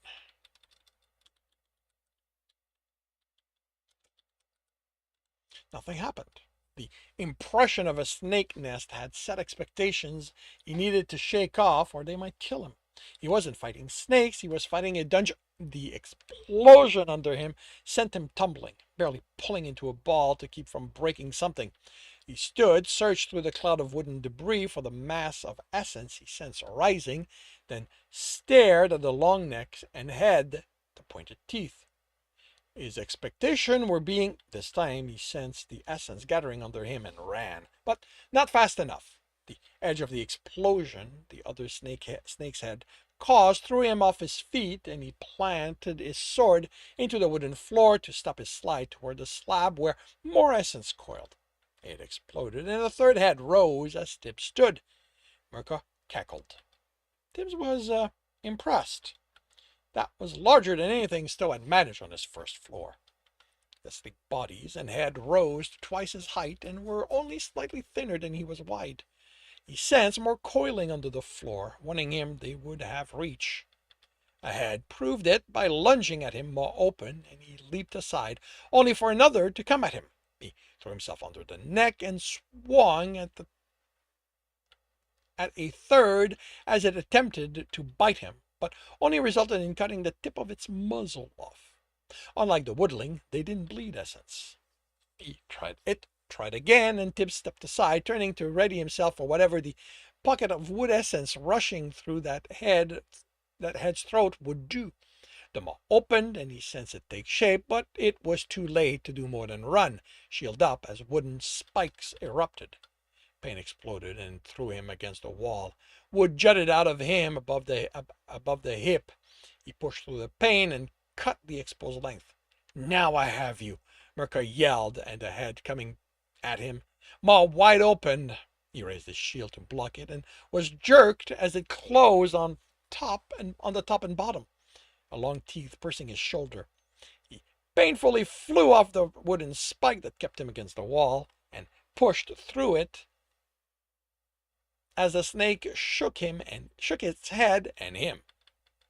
"Let go already," Mirka complained, and Tibbs had a moment of confusion. They could speak so clearly with his shield in their maw. With a scream of anger that was as much pain as anger, he swung. Then he fell and had the breath crushed out of him by the head landing on top when he reached the floor. He fought through the light, pulling him down, and struggled to push the head off. "Oh, no, you don't." Essence gathered, and another head exploded from the floor next to the other two. All three lunged at him. "Stop," Furman said. The head froze in place. "Don't protect it." Tibbs freed himself and sensed his injuries. Unlike what he thought, he hadn't been pulled off the spike. It had broken off the wall and kept his essence from pouring out. "I'm not. You're cheating." The tooth hadn't gone deep, although it had ripped muscle on the way out. "How can you say that?" "He cut off a head, and a three-headed snake, Mirka. That's the creature we agreed upon for this room. That is what he needs to defeat. But snakes don't regrow their heads. But I will not have either of you cheating." Furman snapped. "If you can't do this within the rules, get out and let the snake fight on its own." He pushed to his feet. Three-headed meant one body. Somewhere on the floor, in that mass of essence, was what he'd have to destroy to keep from fighting each head. Although it had been easy to cut one off, so it might remain the easier option without an element to use against the hidden body. Another time, once he could justify having an element. The heads moved away. The newest one dissolved into the floor, and that slab reformed. Another thing he'd missed was that they didn't move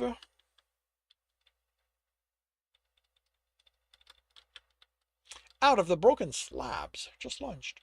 "Good," Furman said once the floor looked complete, and the head rushed at Tibbs. He was slow, and the pain of the head bumping into him instead of the jaws closing on his chest threw his swing off, only cutting partially into the neck. Mirka screamed angrily as the other head lunged.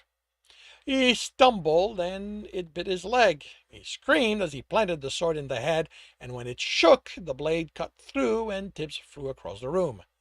His head swam when he was able to get to his feet. He no longer held the shield and hoped Furman hadn't absorbed it. The two heads faced him crookedly. The cut had done nothing to the amount of life essence they had, but Mirka couldn't repair the damage, so they weren't sitting on the neck properly. Water essence rose through her neck, and the head opened its maw. Spike of ice flew at him, and he barely stayed up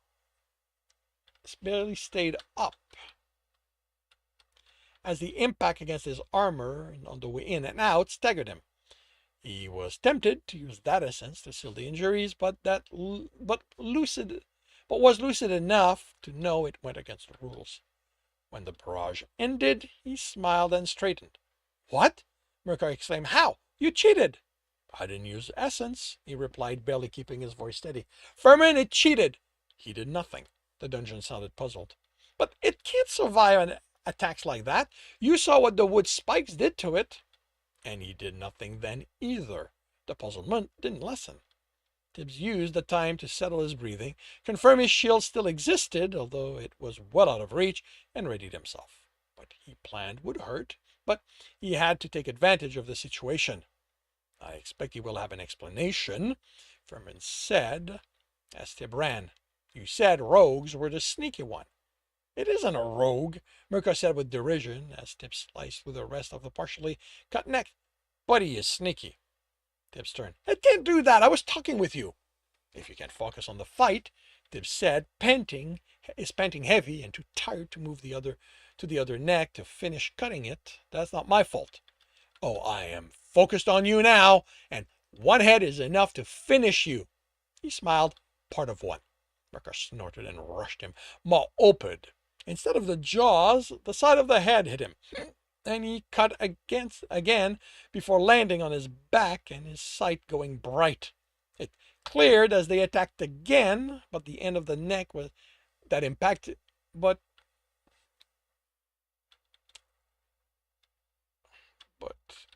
was the end of the neck that impacted instead of the head. Oh, okay. No. But the end of the neck that impacted instead of the head was mushy and only caused pain instead of adding to his numerous injuries. They screamed in frustration, turning for another attack, but the head missed him again, the soft end squishing him against the floor. If he needed to breathe, they could smother him like that. Instead, the head rose again, and Tibbs prepared himself. There was little left of the neck. He swung and connected. The impact wrenched the sword out of his hand, but the head fell next to him. Mirka screamed. Is it okay if I heal myself now? He asked, the damage to his chest making breathing difficult. You aren't out yet, Mirka said hatefully. Mirka is right. The run isn't done until you exit. You also haven't taken your prize yet. He forced himself to his feet and retrieved his sword and shield. He glanced at the chest. I'm not taking it. In exchange, I'd like the favor when I come back. What favor? Furman asked, while Mirka screamed for them to stop talking to Tibbs. As hard as he tried, as certain as he was, he'd known what he was going to ask when he decided not to take the reward. It wouldn't come to him. I'll tell you after I'm healed and rested. Something nagged at him that waiting would only serve the dungeon, but without remembering what he wanted, there was nothing else he could do. He looked at the wall on the other side of which they knew the exit was. Oh, and you might want to look into making shortcuts to the exit when the team wins. It's really not fair to make them go through everything a second time on the way out. He kicked a piece of broken wood. He kicked a piece of broken wood as he moved to the room's exit and frowned at it and the others. Mirka hadn't used the staff, and the wooden spike had fallen off far enough Furman had absorbed them. Why? He patted himself. The bow was no longer there. Of course it wouldn't have survived the fight. He gathered them, wondering if Furman had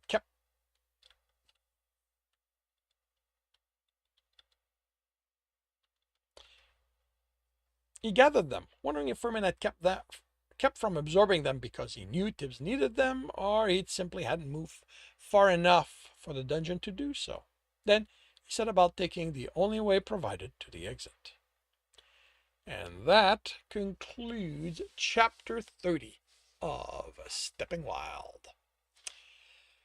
If you are enjoying this, please leave a like. If you want to know when the next chapter will be up, subscribe and hit the bell. If you want to read this story, it is up for free on Royal Road. If you want to support me and read ahead of Royal Road by about a dozen chapter, that is on Ream Story.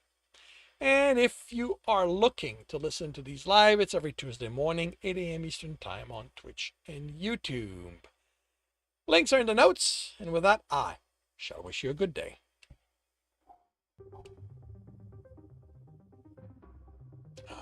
Right.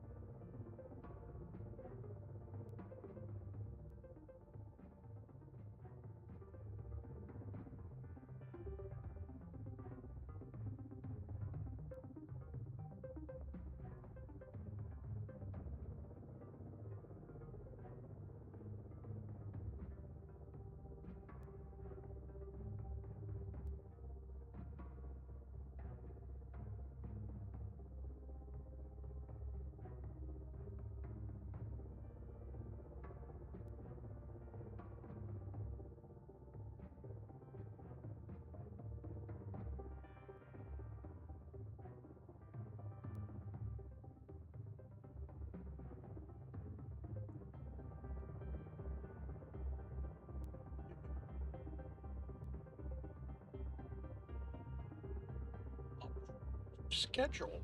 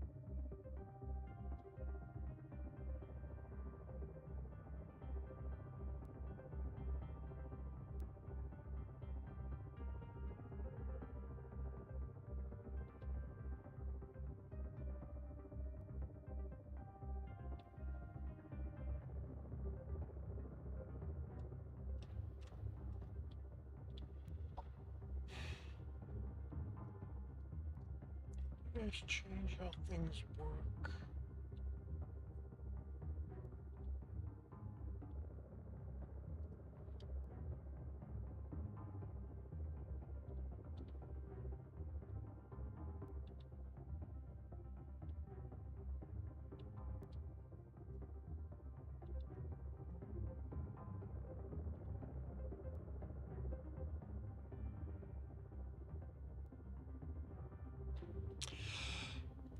Battle station, everyone.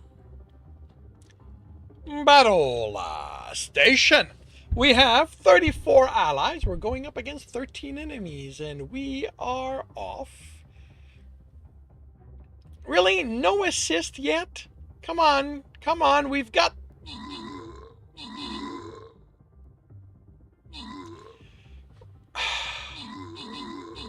I need to put myself in the front line, don't I? Catacrack is in first place. Catherine takes over that. Gator Paws is in third, and with that, we're done. Catherine is in first place, 3 kill, 4 assist. Catacrack is in second place, 7 kill. Gator Paws is in third, 5 kill, 1 assist. We've got monks, we've got berserkers, we've got nobody claiming those. So, Manila Thunder Fudge and Segatapat. Get monked. Catherine goes berserk. And we move on to the next map, which is the super boss. So, hard battle on the way to the super boss.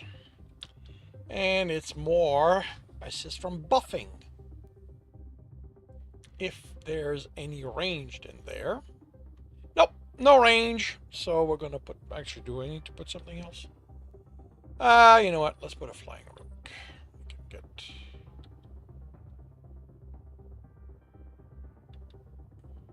Forgot to put a soul on the bleeping thing. That's how easily thrown off my habit I am.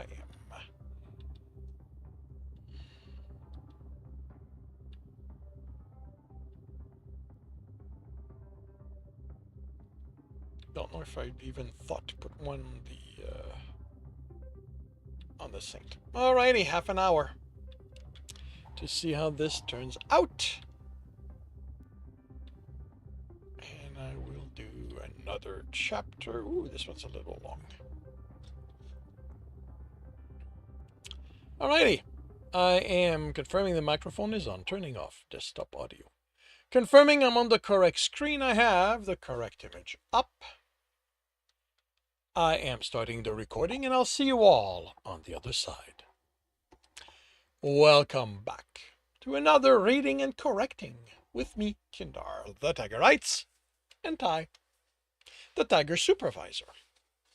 These are where I read a chapter from one of my stories and correct it as I go. If you want to listen to these live, it's every Tuesday morning, 8 a.m. Eastern Time on Twitch and YouTube. And if you are looking to support me, that is on my Patreon. Today, I am doing chapter 31 of Stepping Wild. Tibbs willed the fire to ignite as he returned to his camp with 2 dead rabbits. He'd skinned them and set them aside to dry while he cut the meat into strip to cook. He'd drawn the water out. Oh, he'd draw the water out when he was ready to properly scrape them. Are you rested? Furman asked. I am. He'd remembered the favor once he'd woken and realized Furman could get the best out of him. There was also something about the boss room that bothered him, but he kept his curiosity in check. He wanted Furman to lead the conversation. You said you wanted a favor. I'd like to reach your room without having to do a run.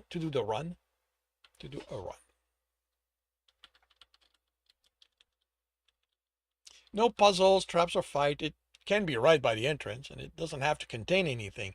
I just need a space to practice. Isn't that what the runs are for? Furman's tone became cautious. How does an empty room help with that? What I need to practice is not letting wood influence me when I channel its essence. Is that something runners have to train? No. With the meat on the rack close to the fire, he took a hide, pulled the water essence out of it as he made the stone scraper, and set about cleaning it. Scholars say anyone with an element is influenced by them, but I've never noticed anything to the level of what I have to deal with. If it doesn't involve me pushing you, I don't just do it out here. He thought back to what he'd done the previous time. I need to be contained. I lost a day when I did it, I lost a day when I tried it and want to avoid that. There's also no telling the damage I can do to the animals. I killed a lot of small ones because they were hurting plants. I'm lucky I didn't come across a deer eating leaves. It took having to heal from a cougar attack to return to myself. Inside you, there won't be any distraction pulling my attention away from how the element affects me. The silence stretched through him, cleaning one hide and partway through the other. I don't see what I have to gain from it. Tibbs nodded. I haven't expected they'd notice that. With Stowe, he'd think Ganny was the one to point it out. Here, Furman was the clever one. For one thing, you won't have to use essence for the boss room reward. I'll take the room in its place. You walked out without taking anything. I don't have to make you anything anymore. So they had thought about that. He tried to think of things the dungeon wouldn't be able to refuse that he needed, but all he needed were runners. That would mean telling the village, training them, making them ready, trying to convince them of the importance of no one else found out. Beyond the odds that most of the villagers were going to die, it would be impossible for them to keep the secret for always, or even very long. A few years, and there would be no hiding the effect. Then he was back to being responsible for even more people dying when the guild took the dungeon over. I have nothing to outright offer you. Then I don't see why I should agree to something that only helps you. The only thing I have to offer are stories about Stowe. The only thing he'd come up with was to tempt Furman and possibly Murkosh. Curiously enough, they'd agree. I can tell you how he nearly killed me, the times my teams outsmarted him to the point he targeted one of us specifically, or when. I can do that? He was focused on scraping the hide to keep from showing his delight. Much to Genny's annoyance, Stowe did what he wanted most of the time, but I don't think traps made to challenge a specific team member, even if they aren't rogues, break any rules, so long as there's a way to overcome them so the entire team can cross. The hide scraped, he took a piece of meat out of the fire and ate, while Furman thought it over. He'd be straightforward with his response. He'd be straightforward with his response. He'd considered stretching this as a way to gain more in these kind of games. Once the mark realized they wanted something, it could be used, get them to offer larger and larger rewards to get the price. Confidence artists Tibbs had met always talked of arranging things so the mark thought they were the ones in charge of the game. Tell me what he did. Do we have an arrangement? But Furman wasn't a mark. Tibbs wanted them to be friends, and he might tease and annoy friends, but he wouldn't play them. An arrangement about what? You said you couldn't agree to my favor without getting something out of it. Do you feel that telling you about stove fills that part of the bargain? You telling me about how a dungeon went about trying to kill you and your team. They said, the tone cautious. The tone so cautious, Tibbs imagined Mirka screaming this was all a trick. While they might have warned Furman, they weren't here now. Tibbs thought Tibbs would hear them screaming if they were in range to listen in exchange for a room with nothing in it and no challenge reaching it. Testing us, Tibbs corrected. So Stowe never set out to outright kill us. He just made the test challenging enough. We nearly failed multiple times. And you just want an empty room. Now the tone was entirely disbelieving. I need to be able to use wood essence without worrying about losing myself to the element. I have to practice channeling it to get to that point, and I need a safe place to do that.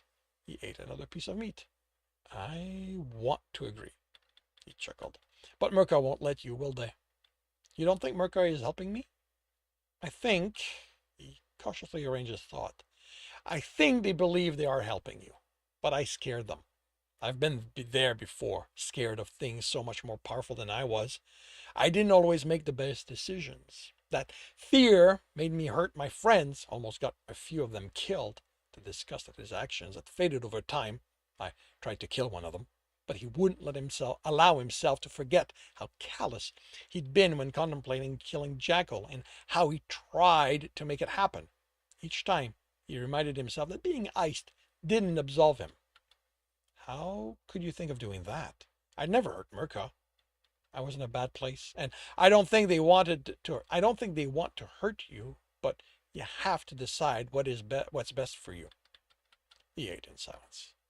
We need to talk this over, they finally said, but I preferred it when Mirka was the only one I talked with. Were simpler then.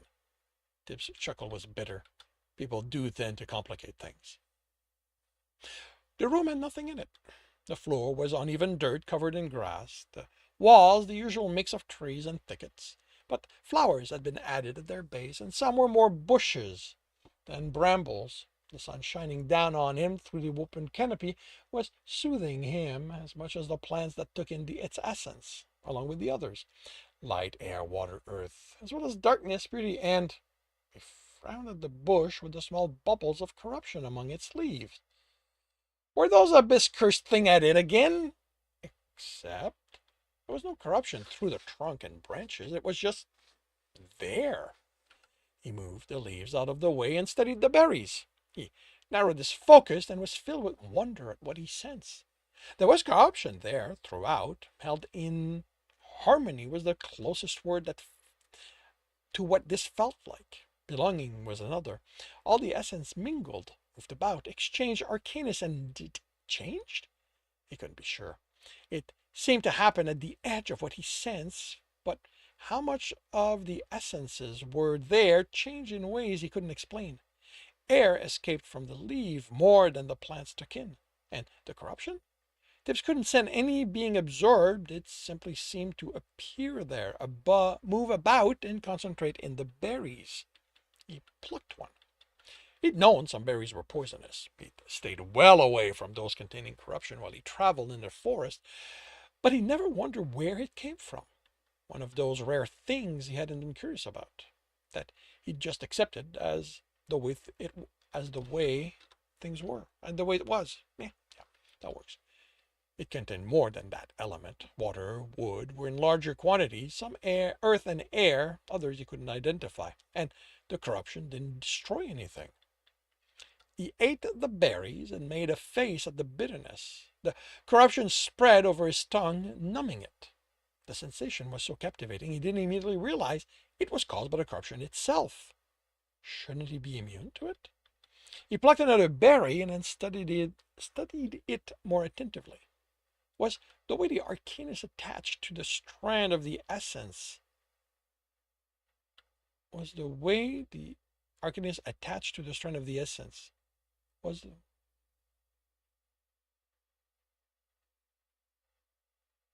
Oh, what's it? What's the cause? Was the cause the weightiness attached to this one were made of different elements? Could they change the essence enough? His immunity no longer mattered. He absorbed the corruption, but the numbness remained. It did stop spreading. The arcanus broke without the essence and dissipated. He considered the plant. Should he kill it for hurting him? No. He'd been the one to eat the berry. Those corruption berries were what the plant was supposed to make. What are you doing? Mirka demanded. Tip smiled and straightened. Hello, Mirka. I'm glad you came to talk. And why is that? Because I want to help you. He stepped to a trunk and adjusted the essences. Furman hadn't gotten it quite right, and unlike these trees, I can't sense you, so talking is the only way I can help you. The essence resisted, but he willed it to be his. Stop what you're doing, they demanded. You can't change what Furman made. Are there rules against it? Now, this tree could absorb the light essence better. Of course not, they snapped. There's never been something like you before, but things like you can't change dungeons. It's not done. And you're afraid of me because I can do it? I'm not afraid of you. It's all right to be scared, Mirka. They snorted. Fear is simply telling you that you need to change to deal with a problem. And change can be scary, but overcoming that is part of how you can grow. I'd like to help you do that. Why?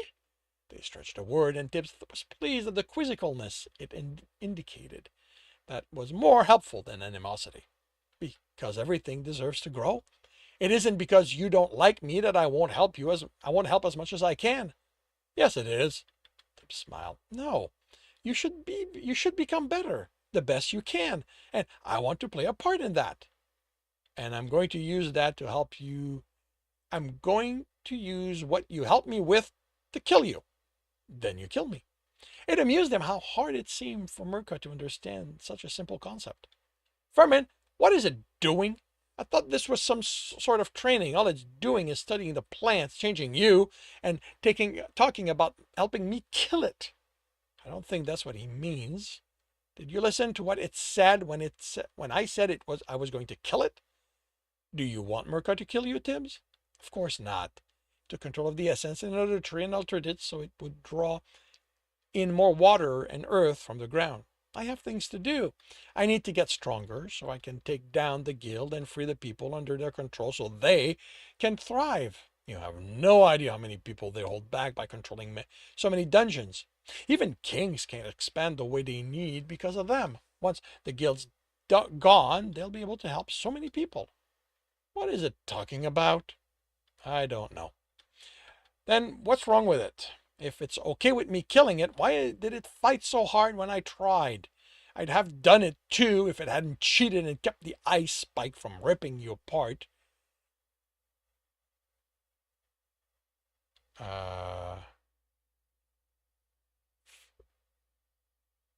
Oh, if you hadn't chipped, okay. I'm sorry. That's not something I can control.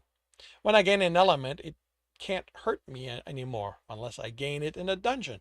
That breaks a rule for some reason, and punishment is that they can hurt me.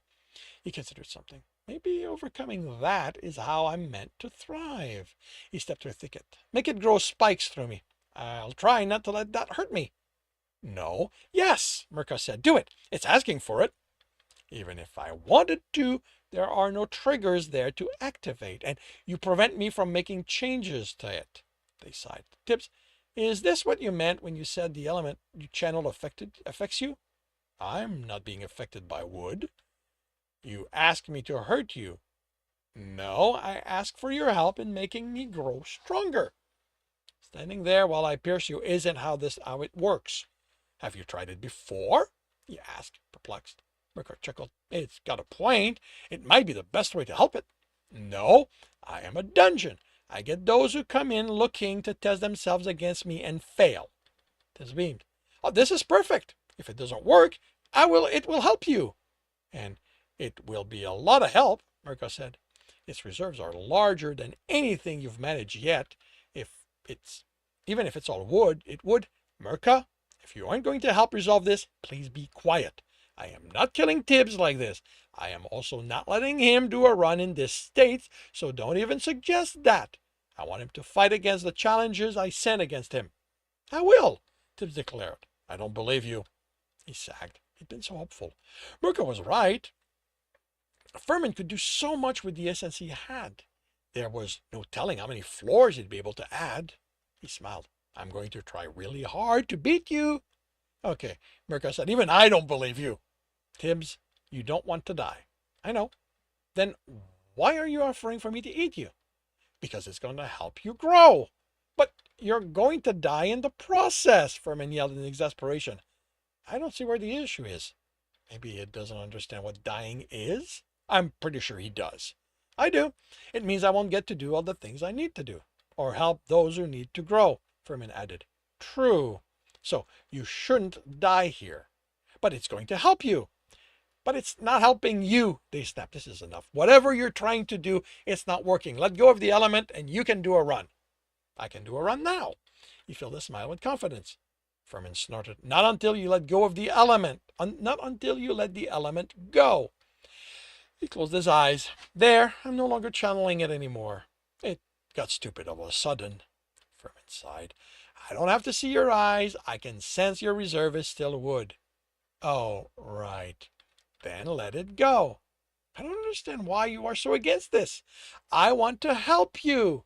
I'm a dungeon. You aren't here to help me. You're here to be challenged, to grow. I'm the one helping you. He snorted. That's not how it works. You gain something from the runs too. When I beat a trap, you have to think of something new, different ways to set them, or for them to be more efficient. We both gain from a run. Then let the element go and do the run. But I can help you faster if you just eat me. Tibbs protested in exasperation.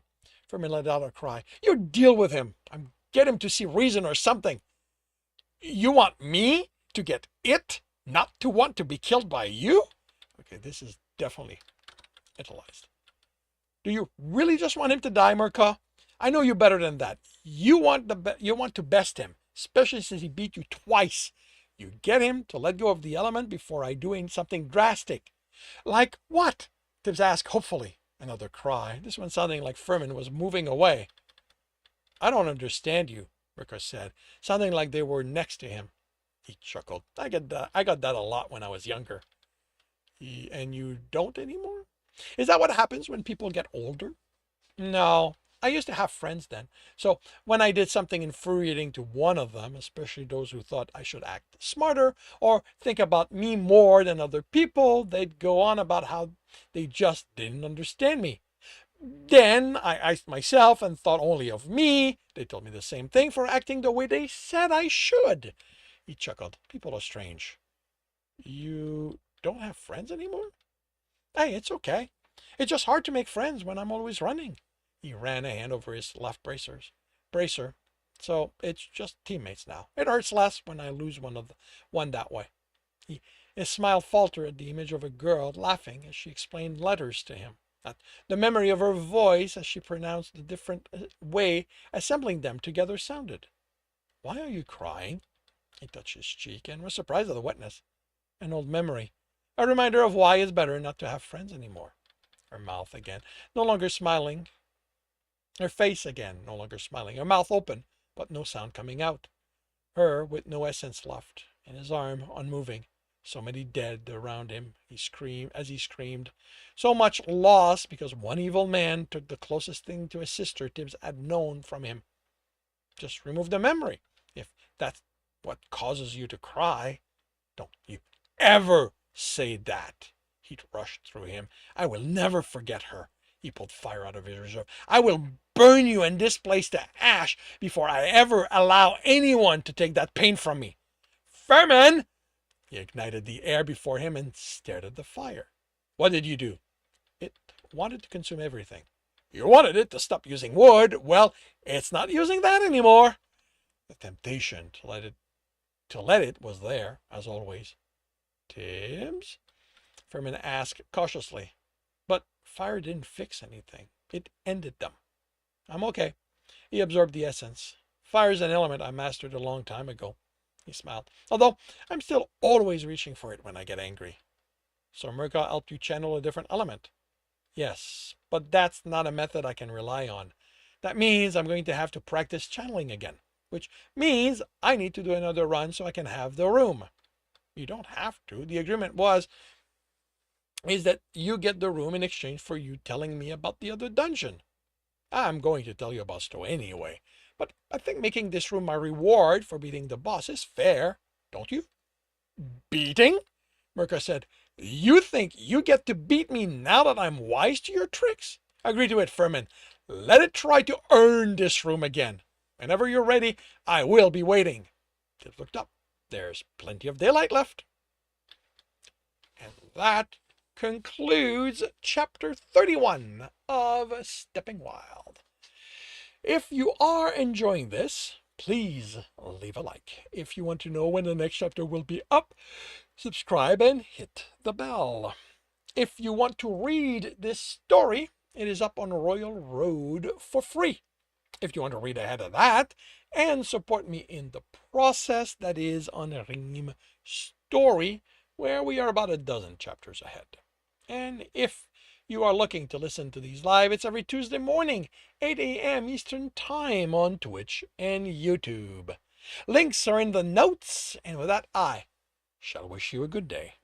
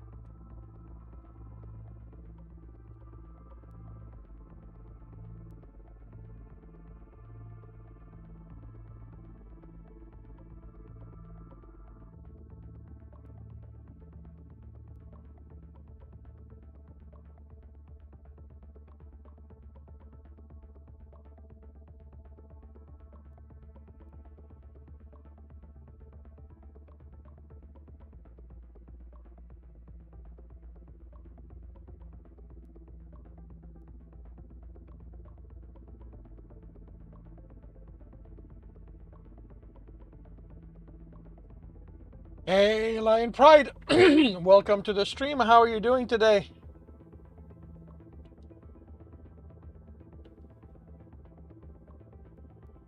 How buddy?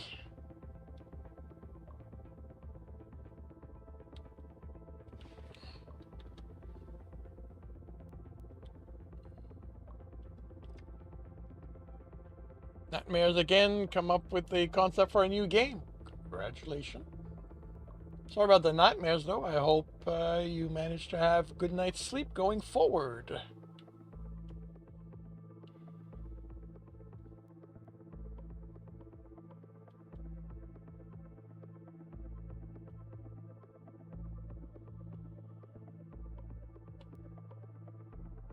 Enjoy your lurk.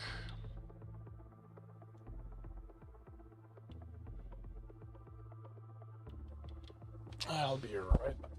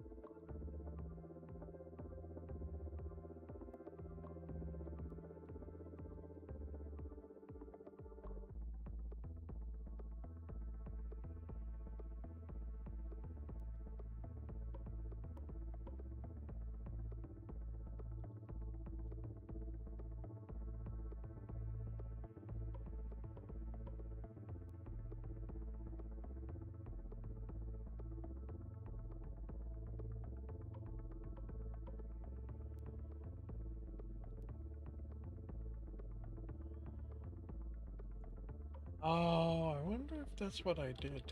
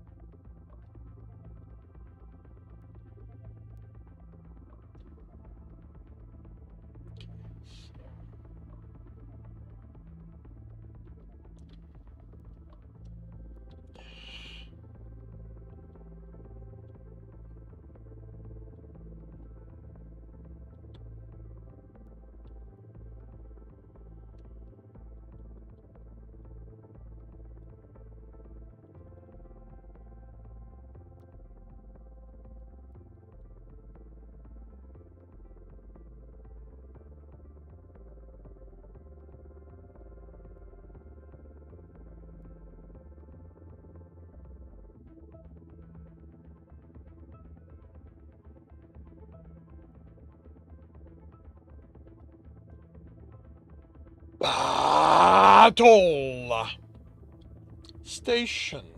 Everyone, battle. Station. We have 50 allies. We're going up against 26 enemies. And we are off. Catacrack is in first place. Janark is in second. Diego. Catacrack is in first place. Gator Paws is in second. Janark is in third. Gator Paws kills an epic. Manila kills the other one. And we're done. We have won. Catacrack is in first place with 17 assists. Gator Paws is in second place, 13 kill, 2 assists. Janark is in third, 1 kill, 9 assists. We've got gold, we've got warriors, we've got no one claiming those. So, Minag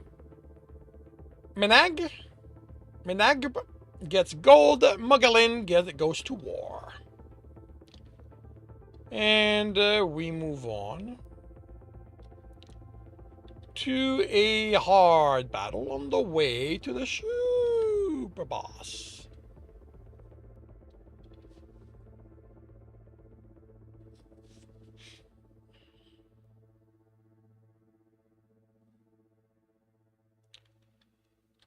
Alright, do we have nothing range on here again? Alright. Then I'll put another flying rogue down.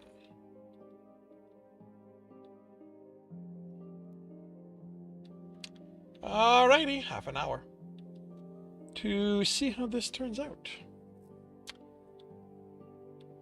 And I will do this morning's last chapter. Confirming the microphone is on, turning off desktop audio. Confirming I'm on the correct screen, I have the correct image up. I am starting the recording and I will see you all on the other side. Welcome back to another reading and correcting with me, Kindar, the Tiger Writes, and Ty, the Tiger Supervisor. These are where I read a chapter from one of my stories and correct it as I go. If you want to listen to these live, it's every Tuesday morning, 8 a.m. Eastern Time on Twitch and YouTube. And if you are looking to support me, that is on my Patreon. Today we are doing chapter 32 of Stepping Wild. Tips planted the sword into the last snake's head and sliced it off the body. Murko's disgusted scream didn't make him feel better as he fell to a knee from exhaustion and the essence and blood he'd lost from his injuries. He had plenty of life essence left, but water also leaked out and that weakened him. He'd pulled in some from around as he walked, but without being able to put splint over the injuries, now that Furman had gotten wise to him doing that, he couldn't do it faster than he lost it. Murko's use of metal in her previous attack had saved Tibbs. He'd run through it to finish the boss. It had cost him his armor and clothing, but among the cash he hadn't bothered emptying was one with pants and another with a shirt. If you can't make it out, Furman said dispassionately, and reminding him the run wasn't over, Murko still wins. He pushed to his feet. So long as nothing's changed since I cleared those halls, I'll be fine. Remaining vigilant was difficult, and quickly felt like wasted time when nothing happened, but he didn't trust Murko not to have talked Furman into making deadly changes. He collected the pants and shirt, leaving the tatters of his clothing behind once he changed into the rough worker's clothing. He made it to the exit without incident, and considered the sword and shield as Furman opened the shelf, holding his bracers. "Can you keep them for when I come back?" "Why not keep them like you did before? I'm going to be gone for a while, and I don't have a chest in my camp. I don't feel like burying them. You can reassure Murko that I'll be back." "Why aren't you coming back once you're rested?" A trunk on each side opened and revealed a space to take them. "I'm heading back to the village before they think I died." Once they were stored, he put his bracers on. "They think I'm a hunter, so a few days in the wilderness is fine. More than that, and I'll have to justify what I was up to. Joman's already stubborn about not believing anything I say." He stepped out and applied purity etching to his injuries. "Is that one of the people there? The men I rescued from you?" Is distrust how people react to being saved? Not usually. Normally they're grateful, but fear can do strange things to them, and you really scared Joman. At his camp, he gathered the skins and dug out the pins, studying how worn it now looked. After a little corruption, he'd applied did its work. Then he considered the broken bow. It hadn't survived the boss fight, and he'd almost forgotten it there. Was it worth bringing those back? He saw nothing that might distinguish it from other bows, but maybe the owner's family would, because it was simple enough to carry them among the rest of what he'd bring. Among the rest of what he'd bring back, he did so. He considered sleep. He was tired, and the sun was going down. He okay. I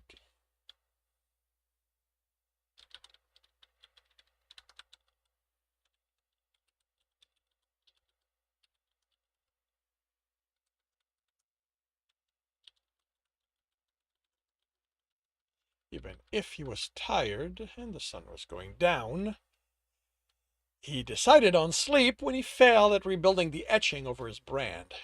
That he couldn't afford to mess up. It was full dark when he woke, using essence to let him speed through the trees so that it was still so when he approached the village's gate after making sure the brand was properly hidden. Who goes there? The guard demanded. She sounded more scared than authoritative. Tyborg, I'm back from hunting. He stopped at the edge of Brazier's light so she could confirm who he was. She stepped back, lowering her spear. You're dead. So much for not having to explain himself. No, I was hunting. He patted the hides, brought something for the leathersmith. You have one, right? The blacksmith was never certain. A blacksmith was never certain, but every village he'd been to had someone working leather. Naigo. She shook her head herself, and her tone turned aggressive. What are you? He sighed. A hunter who spent days in the forest. I am no apparition or creature. I just like being on my own. No one survives the forest at night. No more than one. Not more than one. Tibbs didn't think much of the villagers' hunter. If they were that scared, they'd have to walk for half a day to reach Furman. If they feared anything closer, that was just them not preparing properly. I've earned my living hunting for weeks before I'd return to my town. The exasperation came by itself. I can handle a few nights here. Can I go in? I want to wash. He'd encrusted himself and his clothing with dirt on top of what he'd gained doing the run. Now it had moved in places that were uncomfortable, and he wanted to soak. She faltered, I guess I can't stop you. He could have done without the fear in her voice, but that was permission. He hoped Mother Natrail wouldn't be so difficult. He had left her a note explaining he'd be hunting. There was light in the tavern, so he stopped by. The barkeep and one of the two other occupants stared at him. The sleeping drunk at the end of the counter. I'm told Naigo works leather. These are for them. The man eyed them fearfully. I didn't die, Tibbs said, barely unclenching his teeth. I'm not some apparition. I was just out hunting. Now I'm back. I'm tired, and I'm dirty. The one good thing about the tavern being empty was that Joman wasn't here to make his life difficult. The other occupant rose from her table. What animals are these? She smelled of lye and the other things leather workers needed to use to treat the leather. Mostly rabbit, with a badger and a wolf. She danced, but didn't move away. What do you want in return? The question was tentative. Peace and quiet would be nice, Tibbs grumbled. She stared at him in confusion. If I bring more, can you make me a few sets of jerkin and shirts? Those are my last. The wolf ripped my other one. She looked him over warily. Seem whole? Right. He couldn't have been in them when it happened. He smiled sheepishly. I'd hung them after I washed the blood from killing the rabbits. It must not have been. I must not have done a good enough job, and it must have thought they were hiding in it. He shrugged. I got a pelt out of it, but less clothing. Her nod was tentative. There isn't enough here for what you want. I'm here until the next caravan. I'll be hunting often. You tell me what you want, and I'll find it. Bear? He barely stopped himself from agreeing. I'd like to survive the attempt. He should have slept longer. It would have meant returning during the day, but maybe dealing with Joman would be less annoying than this. Unless you bring me large animals, what I'll what I'm what I'll what I'll make you will be patchwork. He shrugged. I just need them to protect me from low branches and bramble. I don't care what it looks like. She reached for the skins and stopped. Can I? They're yours. He turned and stopped. He turned. You know what? She reached for the skin. I don't need this. She reached for the skin. Can I? They're yours. He turned and stopped. I'm forgetting. He unclipped the brooch from and placed it on the counter. I found this partially buried. I figured it belonged to one of those who got lost in the forest. Yeah. Added the bundle of boat pieces. Same with that, but I don't know if you'll be able to figure out whose it was broken like this. He laughed before the barkeep could comment, heading for the tub in Mother Natural's barn and a warm soak before sleep. Mother Natril chastised Tibbs for leaving in the night with nothing more than a scribble on paper as soon as she saw him the next morning. If he didn't tell her to her face next time he left. Okay, if he did tell her, if he didn't, that's a lot. If he didn't tell her to her face the next time he left her to do all the work, he could look for another place to stay. He promised to tell her next time and was both annoyed at himself and amused. He'd taken for granted she'd know her letters. Too much time among scholars and merchants and books.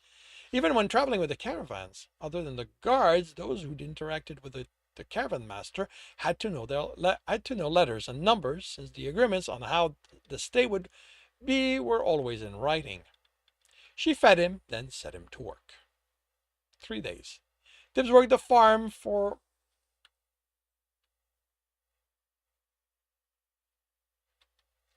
3 days. Tibbs worked the farm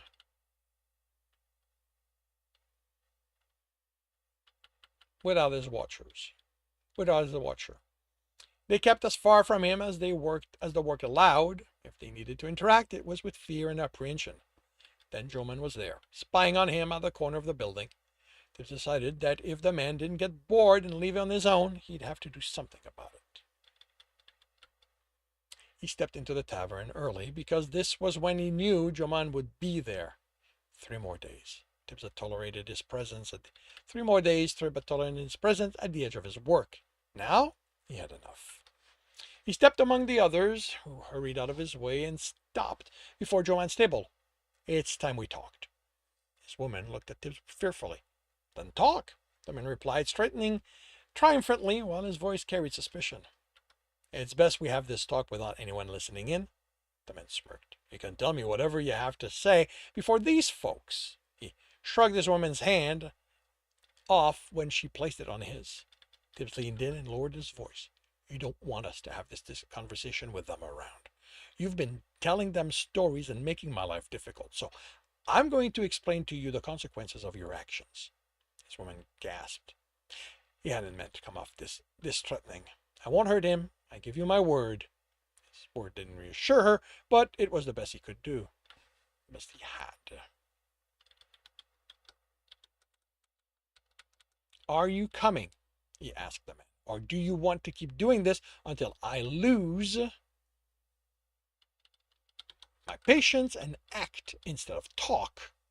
This time she grabbed his hand as he stood, but he shook it off. Tibbs left the tavern with Joman in tow.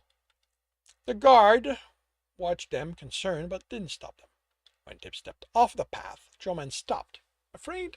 No longer certain of the wisdom of his actions? As Tibbs expected, the men hurried to catch up.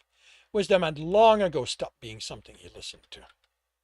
The clearing he picked kept the village within his sense. He didn't expect anyone to come searching, but he wanted the warning if he was wrong.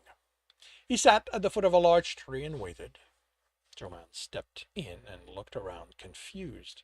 He straightened and glared at Tibbs. This is where you want to talk? Tibbs wondered what the man had been imagining. What do you want? He asked, instead of satisfying his curiosity. Truman frowned. Tibbs had considered multiple ways to deal with the man. He could easily make him vanish the next time he followed Tibbs in the forest. He could use essence to make him doubt his senses, cause others to doubt him until nothing he said was trusted, until they thought he was daft. If he wanted to, Tibbs could make him daft.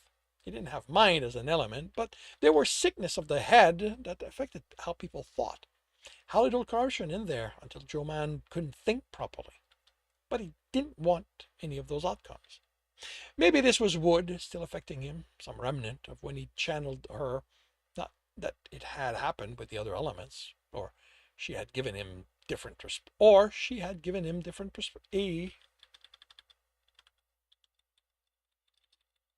a different perspective on the situation. Tibbs wanted to help Joe Man move past this. I want you to tell them what happened, he commanded. That I rescued you? He pointed to the trees, that there's something out there. They think my time out here made me daft, that I'm touched in the head. They need to know it's real. And then what? Joe Man seemed to have trouble understanding. The words came out hesitatingly. What do you mean?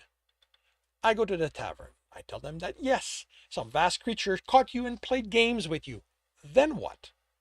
Then they know I told the truth, he said, as if it was self-evident. That we need to go kill it, make it pay for what it did to me. And then what? Truman looked at him confused. You convince the villagers, your friends, to take up arms, march through the forest, and then what? Then we kill it. And then what? What do you want from me? Truman screamed. What are you doing? Why are you confusing me like this?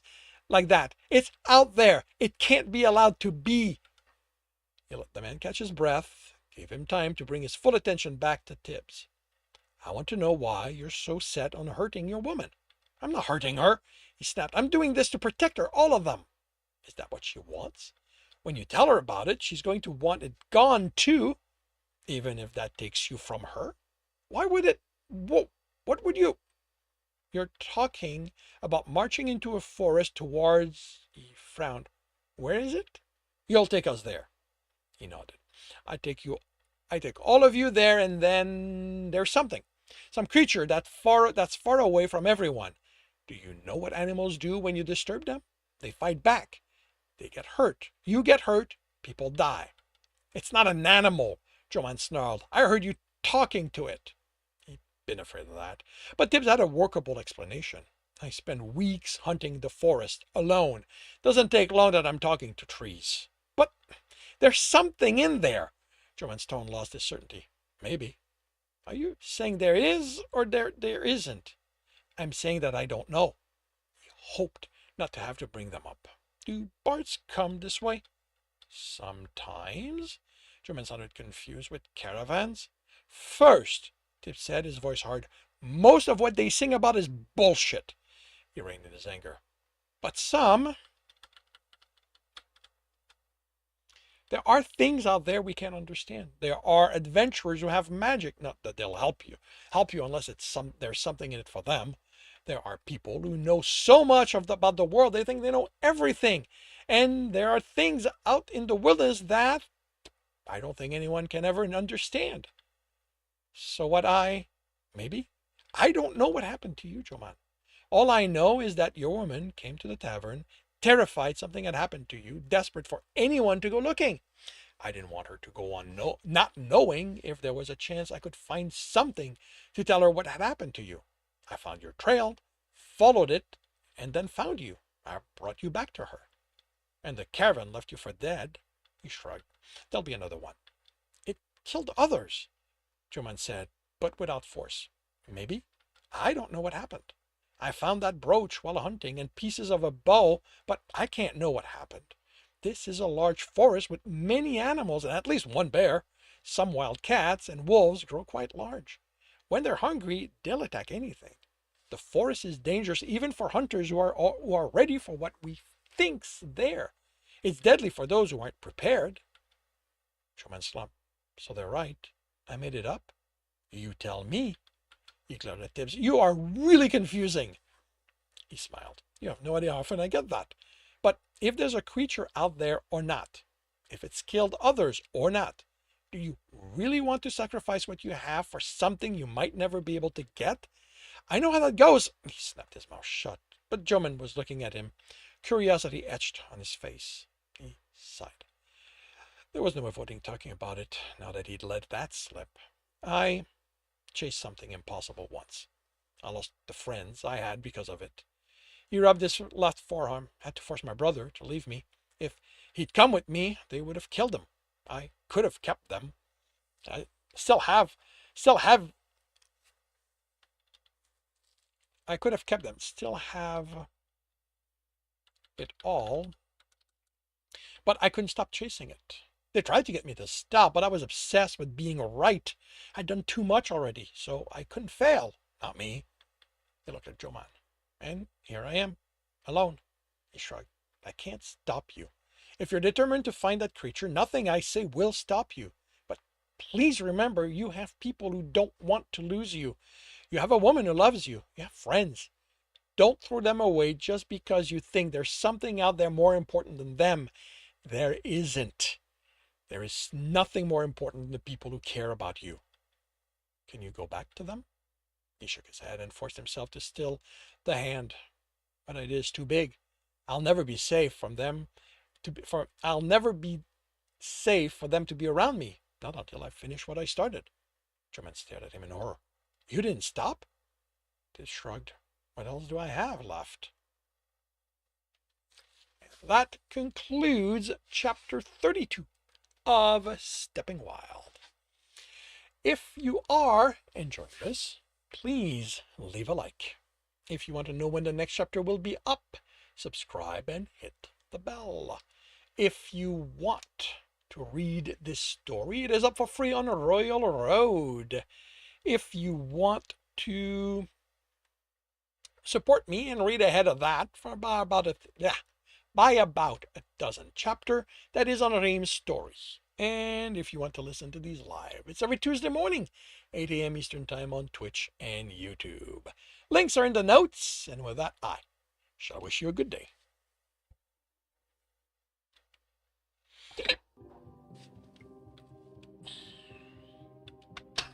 Alright, and we are done for the morning.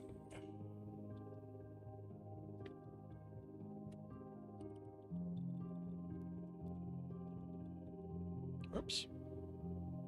I'll have to correct that typo.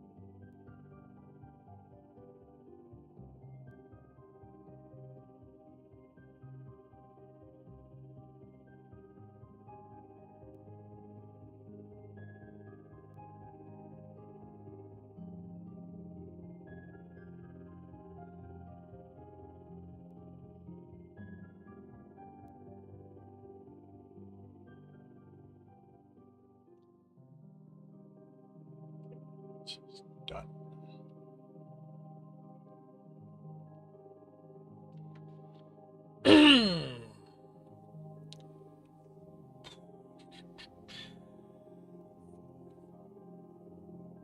That's done as well.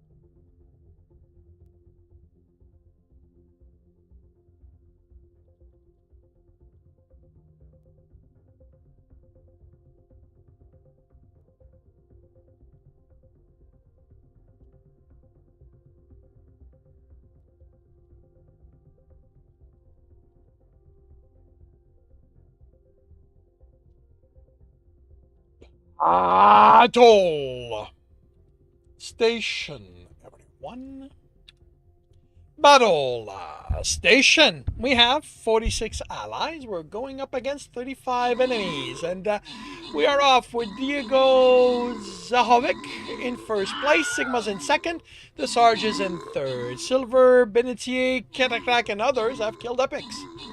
Diego's in first place. Sigma's in second. The Sarge is in third. And we are done. We have won.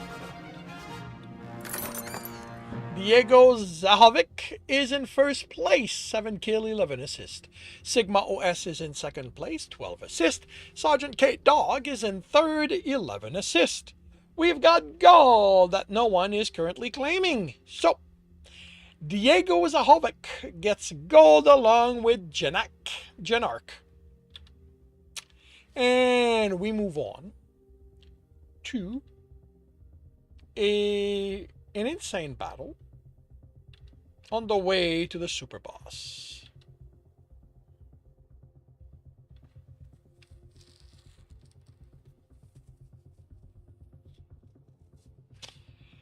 And do we have range in here? Nothing, no range. What the hell? What is this here? Assassins. I'm gonna try something, because the way things are going, I am not gonna get any boosts. Alrighty, so half an hour to see how this turns out.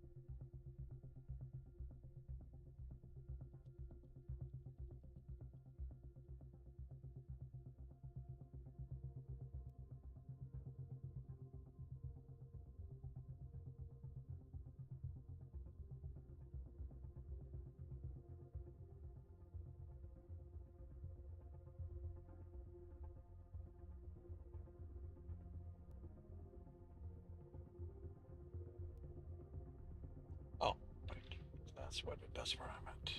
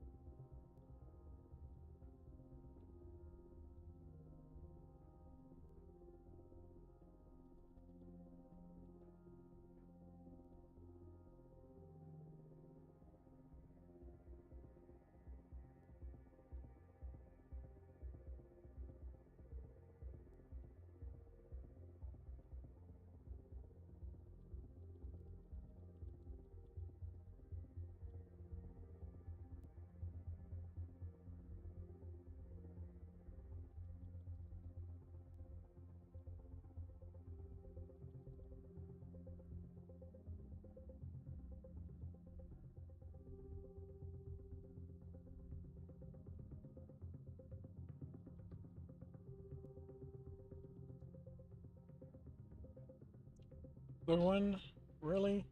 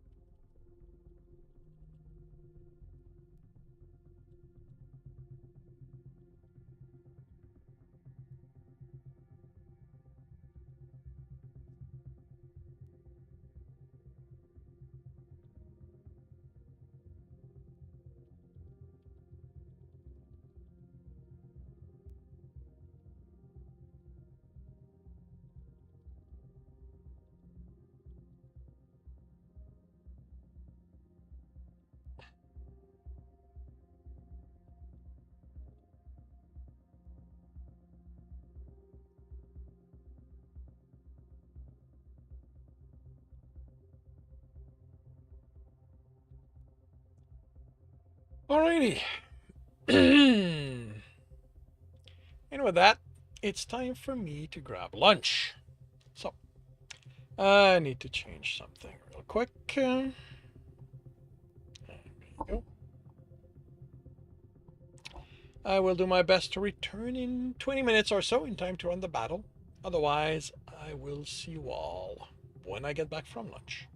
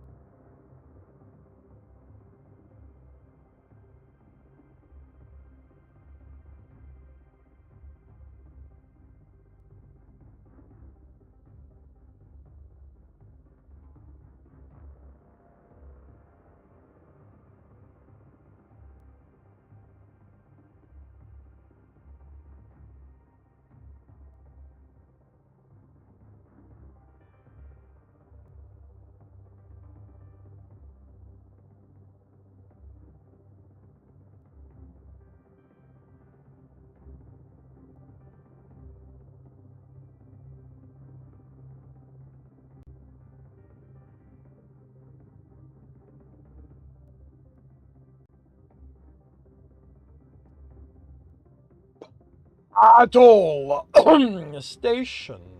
Everyone. Battle station. We have 50 allies. We're going up against 31 enemies, and we are off. Sigma's in first place. Diego takes over that. Sigma's in second. Various is in third. Captain Stogie's in third place. Diego's in first. Sigma's in second. Menag is in second. Qiz is in third. I am nowhere near on the map, so I don't know if I got anything. Probably not yet. And we're done. We've won. Diego Zahovic is in first place, 6 kills, 13 assists, earning themselves top position in both categories. Captain Stogie is in second place, 4 kills, 2 assists, and Menag is in third, 3 kills, 2 assists. We've got Busters, we've got Lego Heads, we've got Centurions. We've got nobody claiming those. So, JR 926 and the Helpful Onions get shielded. Silver the Diamond Witch gets Legos, and Scony gets busted. And we move on to a very hard battle on the way to the Super Boss.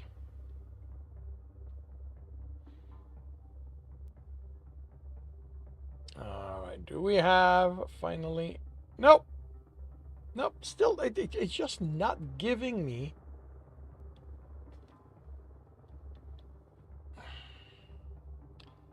Oh.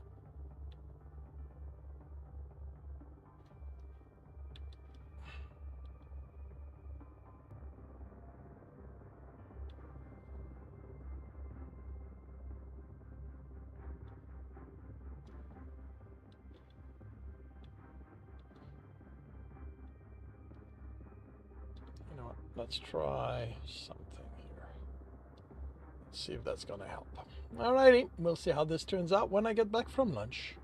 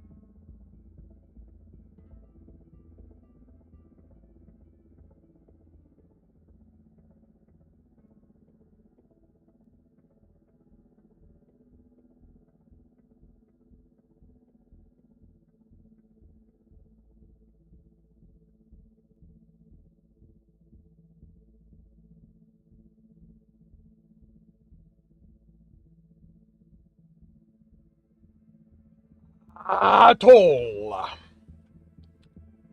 Station, everyone. Battle station. We have 61 allies. We're going up against 69 enemies. And we start with Insoraptor in the lead. Catacrack is in second. Diego takes over second. Catacrack is in second again. Insoraptor is in first. Catacrack is in second. Diego's in third. I'm getting... Well, it looks like that's the thing I'd forgotten to do in the previous battle. Put armored around me. So I got stuff to boost. Because now... I got my buffing. Catacrack is in first place, 41 kills, 2 assists. Insoraptor is in second place, 33 assists. Diego Zajovic is in third, 3 kill, 19 assists. We've got flying rogues, we've got gold, we've got no one claiming them. So, Lisandra Winburn, Catacrack get gold, Mope gets wings. And we move on to an insane battle before the super boss. I gotta go clear a quest before I do anything else and see what else I gotta do. If anything else. Alright. Plays bombers, and after that, battle plan, Lego head, battle. So this is 10 battles right there. 4. So we're looking at 14 battles. And 1 day, 1 hour. 25 hours. Yeah, I don't know that I'm doing this. Do not know that I'm finishing. Bombers.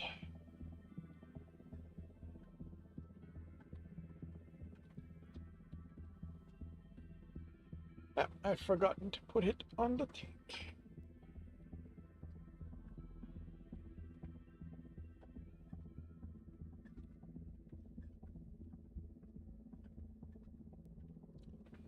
Alrighty. Half an hour to see how this turns out. And I don't know if I'm going to write this afternoon. I am not really feeling it. I don't know that I'm going to... Or, to be clear, I don't know what I'm going to write. I should be working on the Last Detour, but...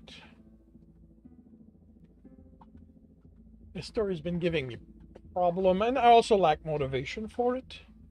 Pleasure project, so not that big of a deal. I'm concerned. Well, the reason why I'm considering not writing is that my worry is that if I work on something else, that's what I'm going to want to keep on working. And I want to finish this story. Like, me and my co-scriptor are working on the next trilogy in that series. We're actually working on book 12. So, I need to get through this so I can get to the rest. Yeah, ultimately, I expect that series to be 18 books. Short books, but 18 of them. But yeah, like I'm in an odd place this afternoon. I do not know what I will do.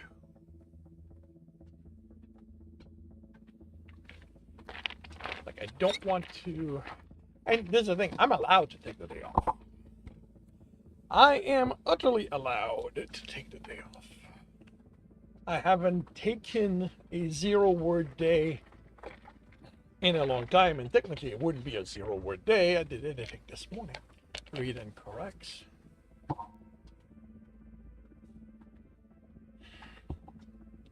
But yeah, I do not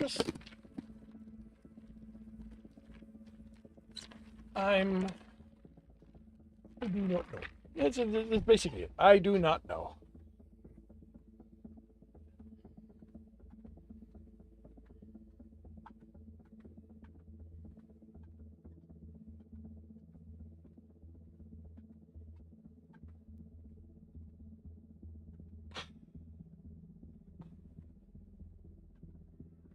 Yeah, I get those once in a while. So if people want, you know what? Let's make this official.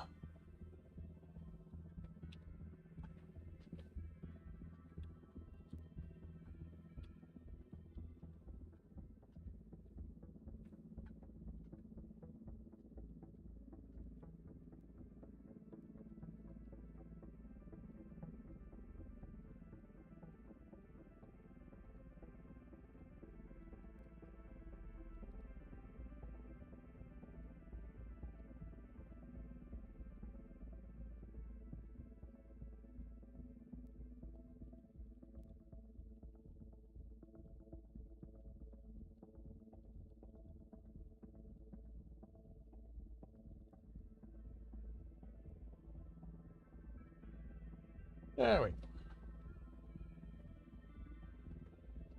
Made it official.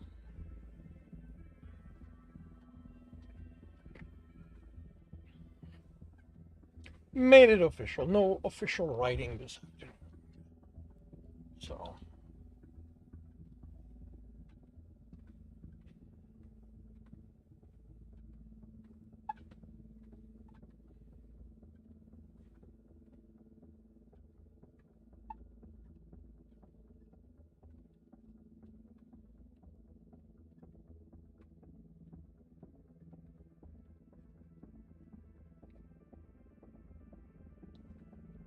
Yeah, maybe I can try fixing this.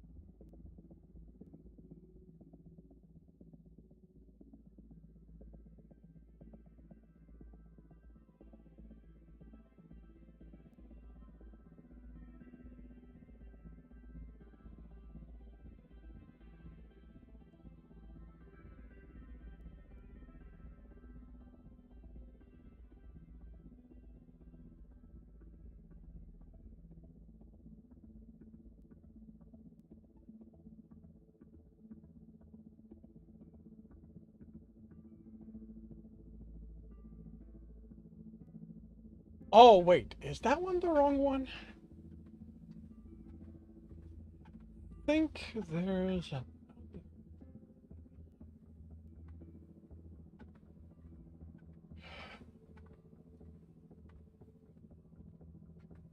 Streaming chat, dock, and overlay. Chat overlay.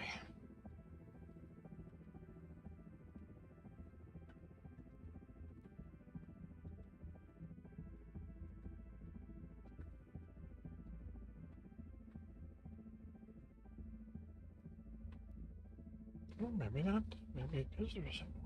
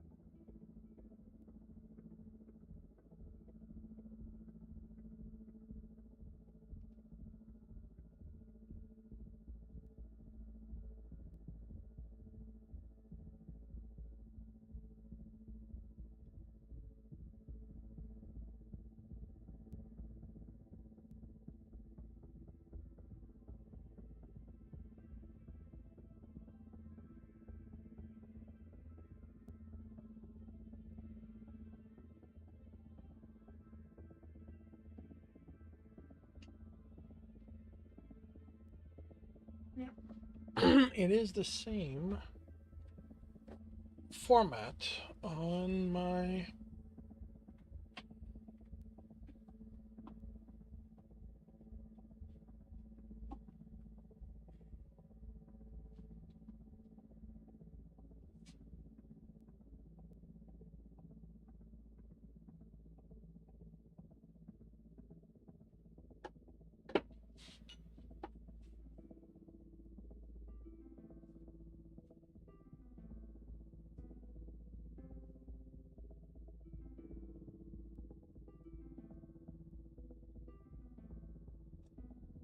thing is, even this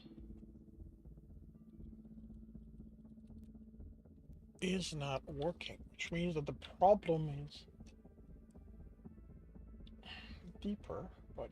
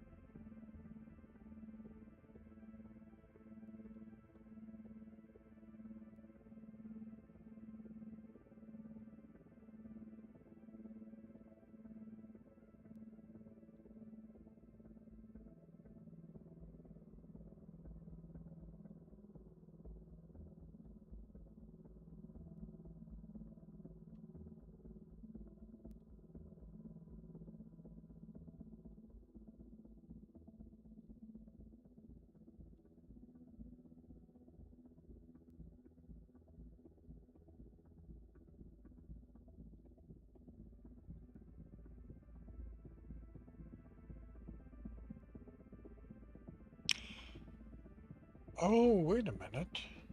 Could that be the problem?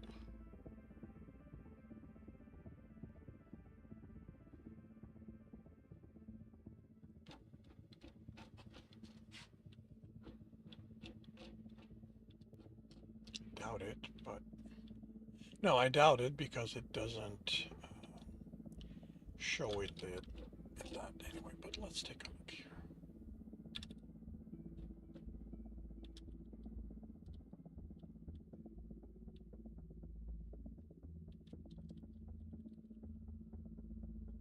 Nope.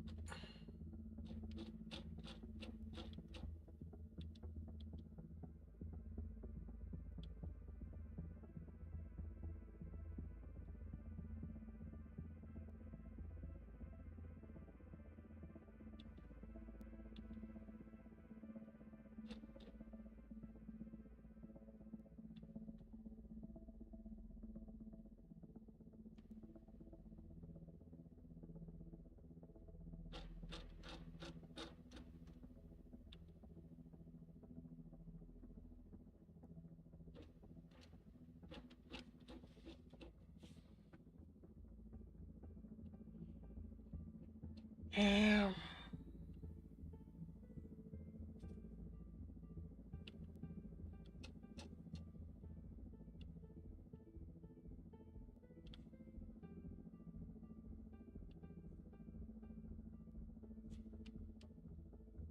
Definitely be nice.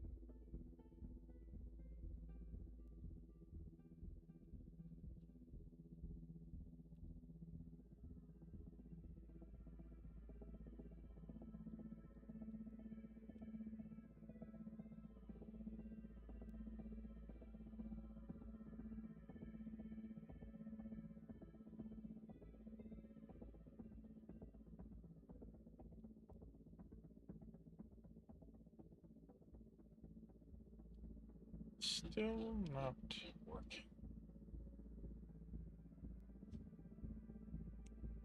But it's receiving that, so that tells me that works.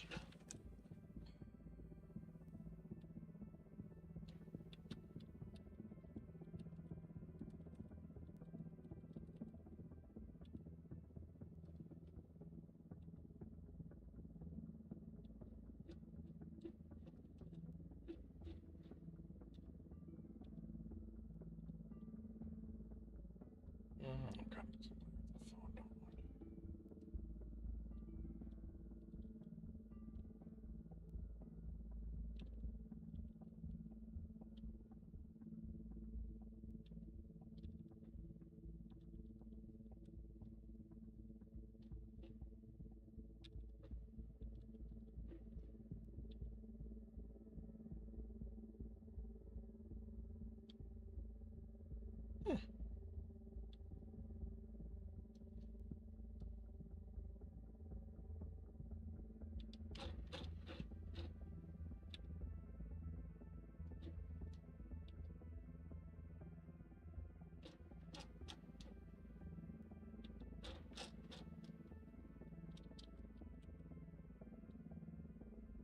It's visible there.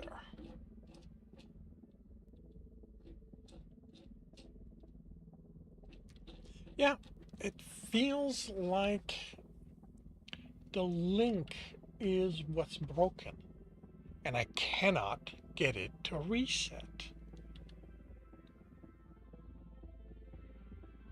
And clear all doesn't change anything.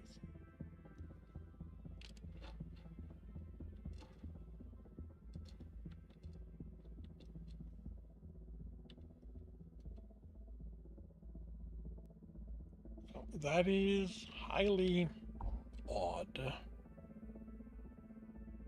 Not to say annoying. I like the app, I just wish.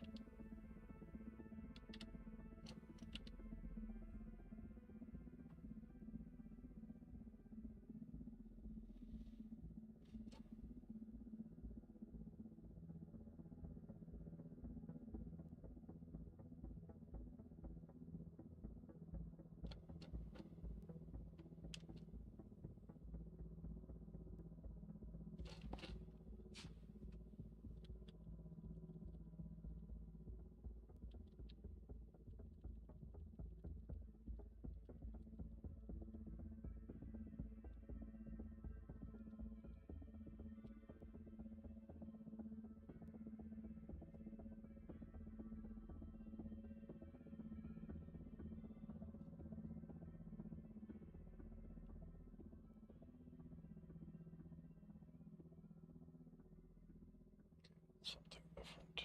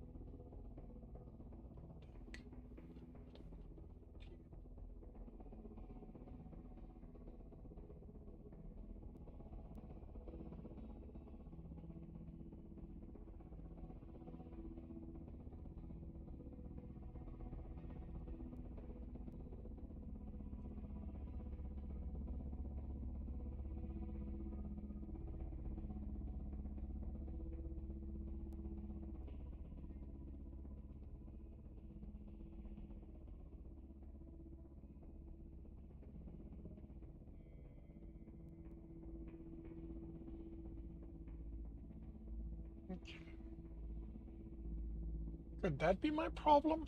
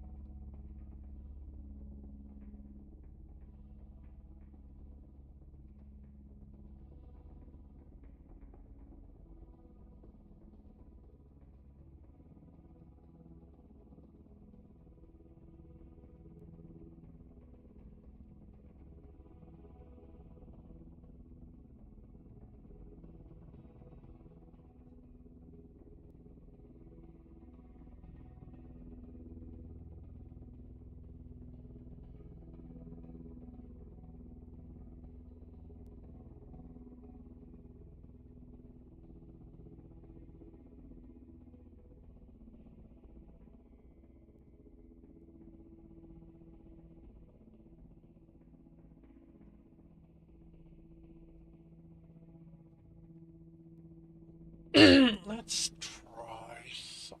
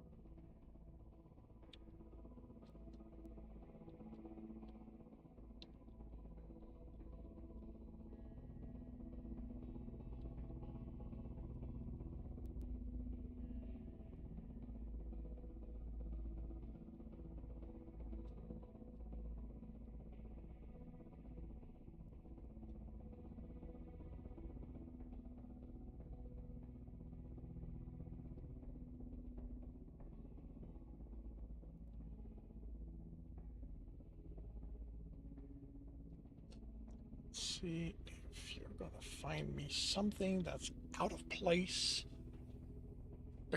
compared to what I'm being told.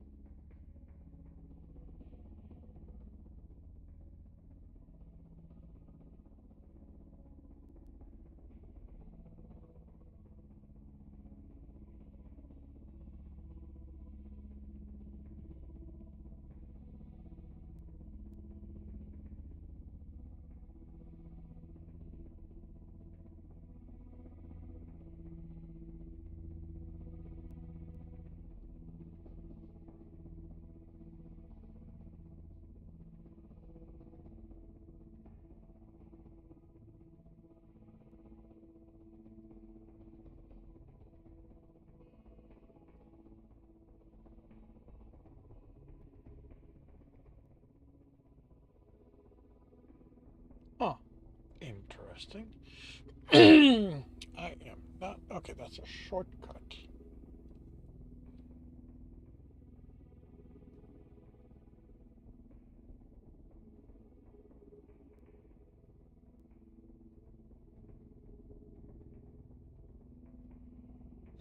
Wait, update to roaming?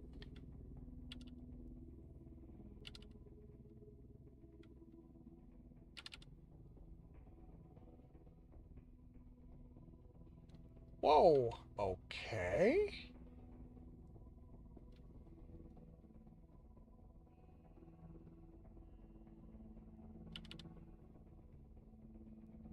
Alright, there's a lot more stuff here.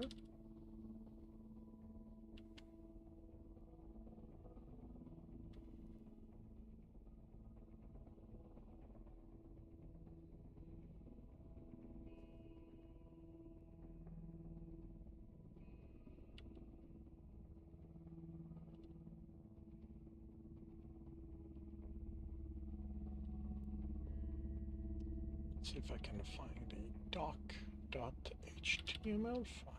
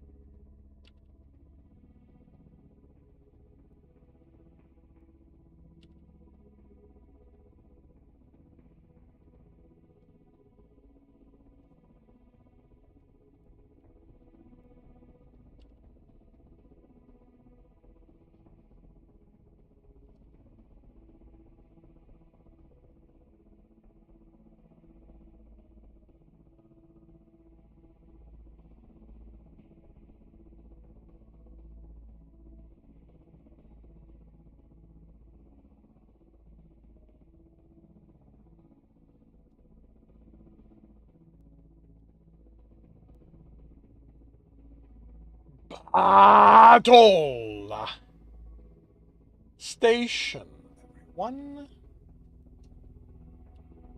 Battle Station. We have 67 allies. We are going up against 44 enemies, and we are off. Scooty is in first place, and so Raptor's in second. Twinkle Tard is in third.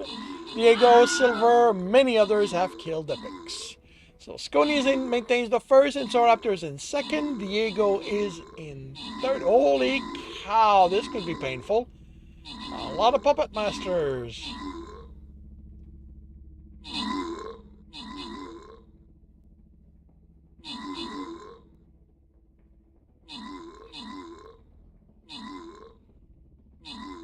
Okay, maybe not as painful as I was afraid of.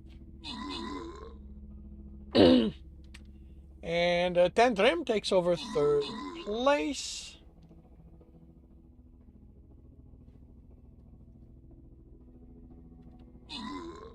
And we're done. We have one.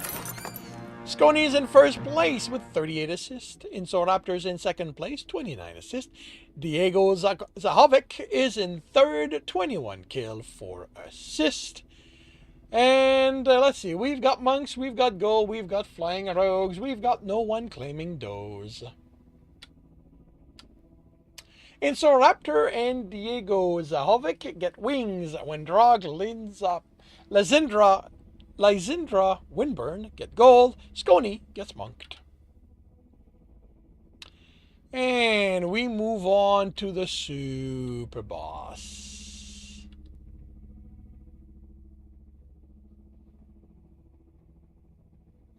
And I think I'm going to make that the last battle of the day.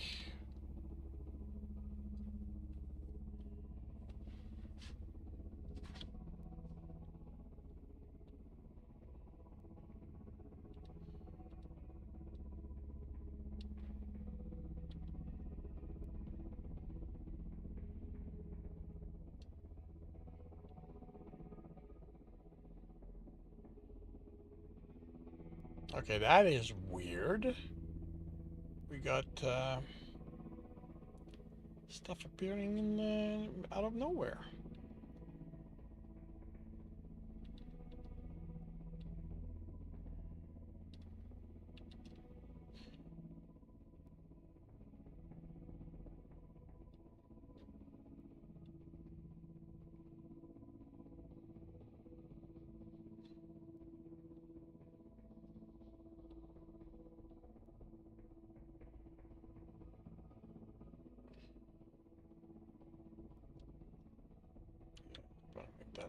I'm going to make it official.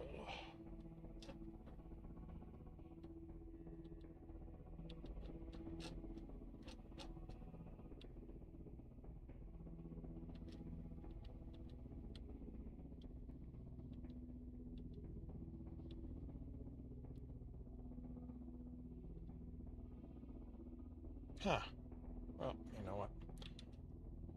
If I can't do it this way, I can do it that way. Alrighty, half an hour to see how this turns out.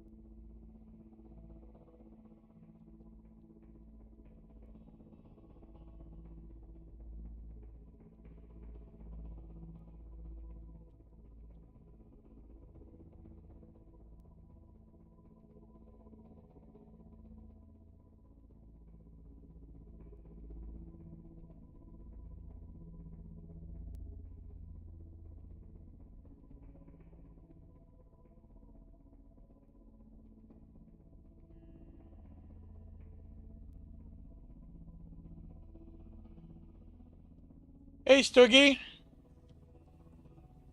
Welcome to the stream. You can feel the fan on your neck with the haircut. Well, maybe you should not have cut it then.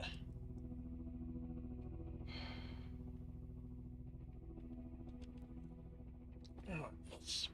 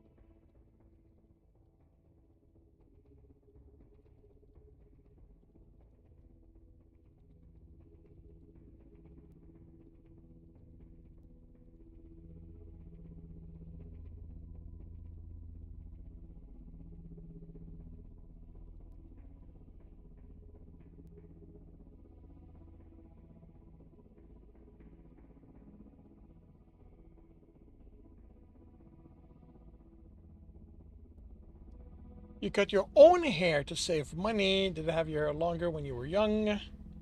Want to shave it completely? Haven't sold the wife on the idea yet. Well, yeah. Yeah.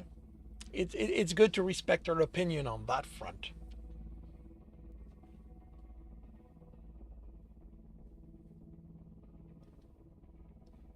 Keeping the beard. I keep mine out of laziness. Basically, I trim it once a month. And that's the extent of what I'm, the extent of, it is the extent of the amount of work I'm willing to put into my beard. It's been decades since my hair's been cut.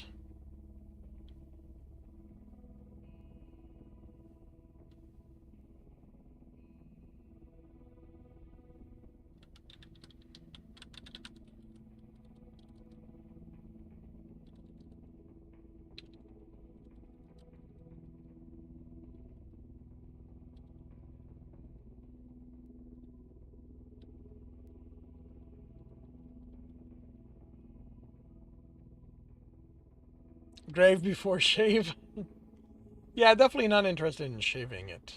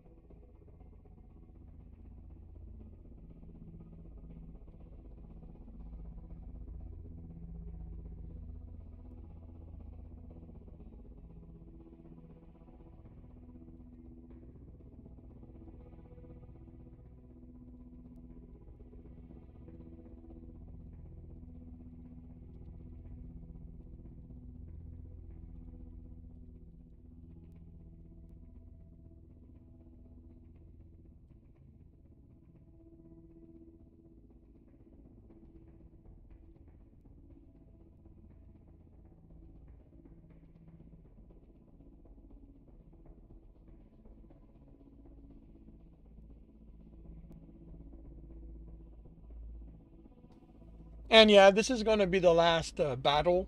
I'm really not feeling the day, so when you were in the hospital, the doctor asked how attached to your beard you was.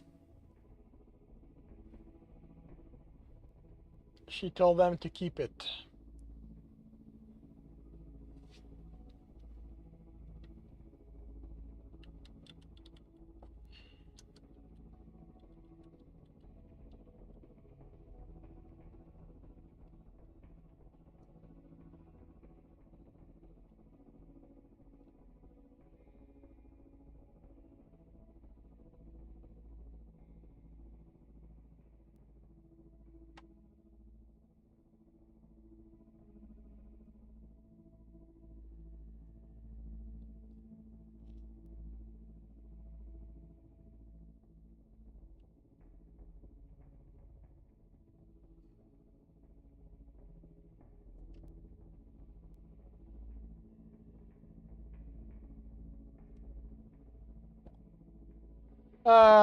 You gotta try to cover up the baby face with something.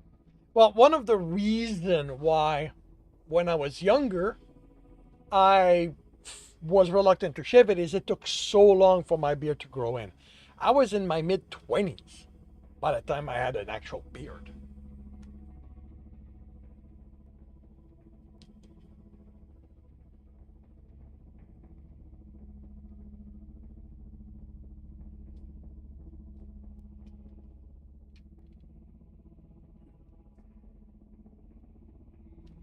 And after that, it basically just became, it's there. I don't want to, I don't, uh, I don't want to shave it. I don't want to fight. Like before I had a decent beard, I kept shaving it because it looked ugly. and I don't want to have to deal with that amount of work anymore.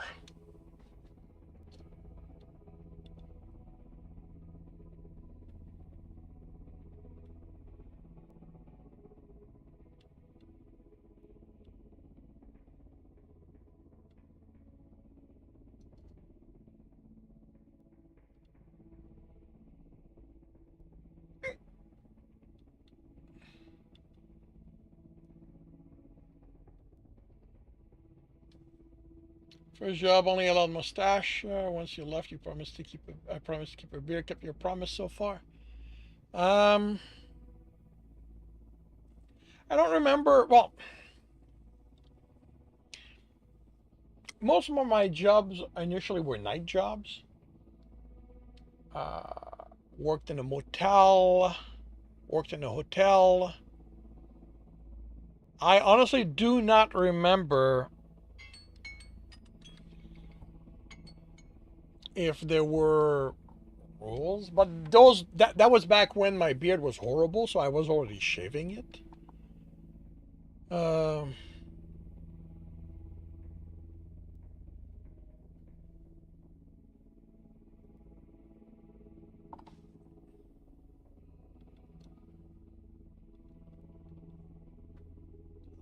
yeah, I do not recall. Um, and after that, I had a call center job, and so long as I was neat, they didn't care. Then I was a trucker. And at that point, it's not like anyone cares what I looked like. Um, I still kept, again, like I still kept it neat, like if, trimming it once a month kind of thing is what I. One of the reason that I not only that for a long time I had a goatee, and the big reason I did it is I've got a fairly round face, and the goatee elongated it, and I thought looked better, made my entire face look better. So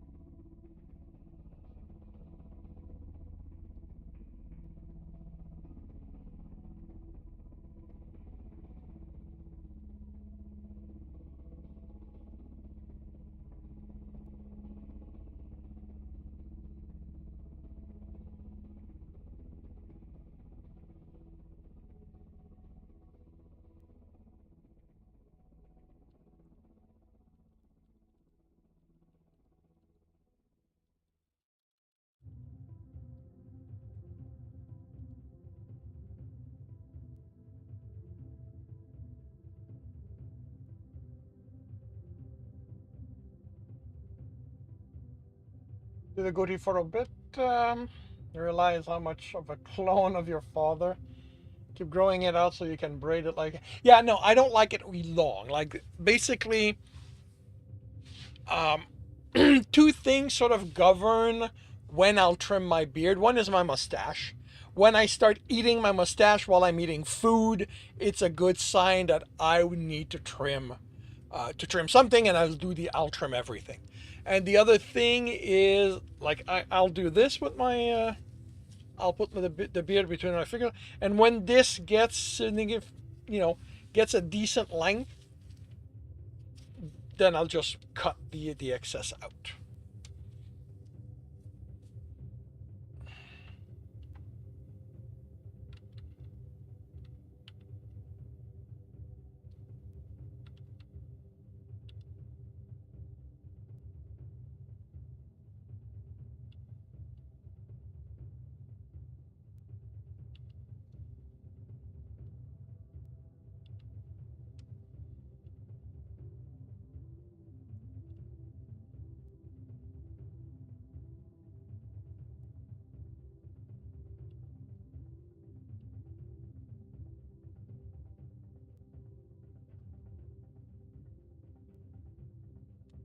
Huh. Oh, I need to check that. That might.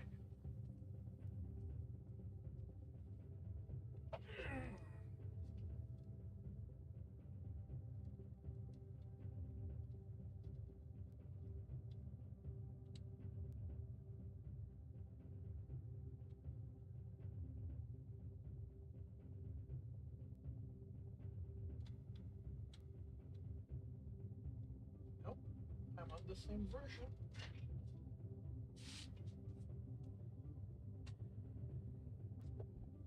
I'm search it often because of the same reason. Again, I don't like dealing with that stuff.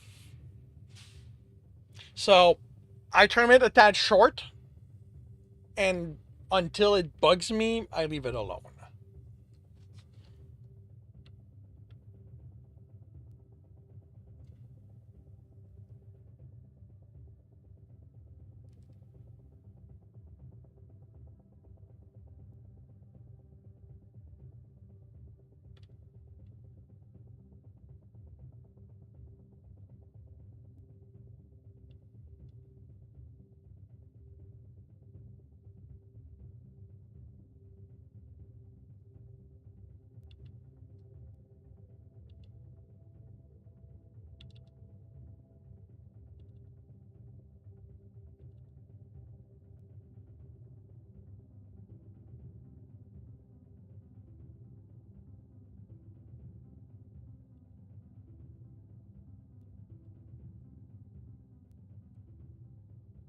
Would be nice if this thing told me where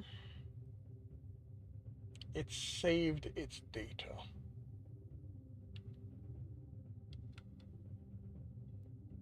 Program.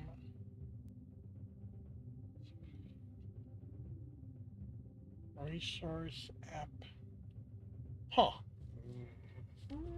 Maybe that's where?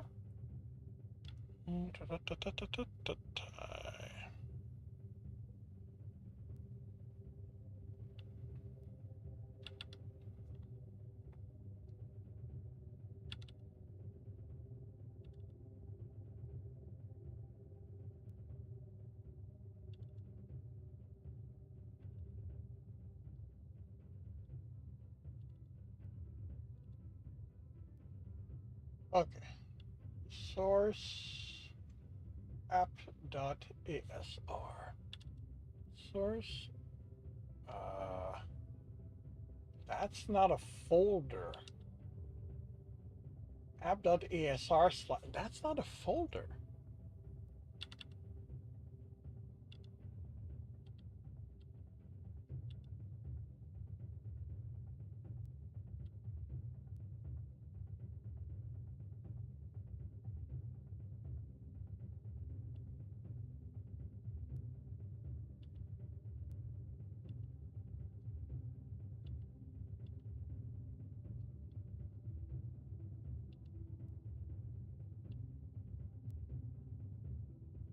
Could that be the problem? Let's go check on the other one.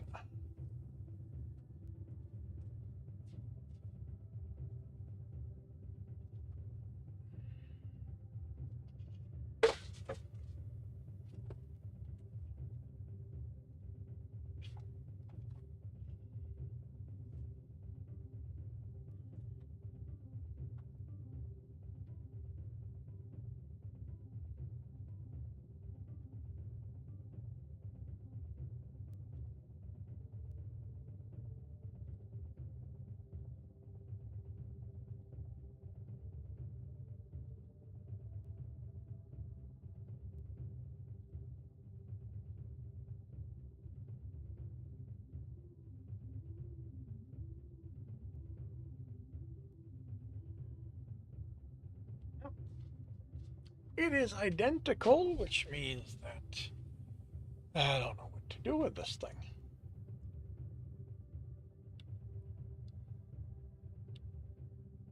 Edit URL. Like, is that the one? Is that what you're offering me to edit, which you won't let me because you don't tell me how?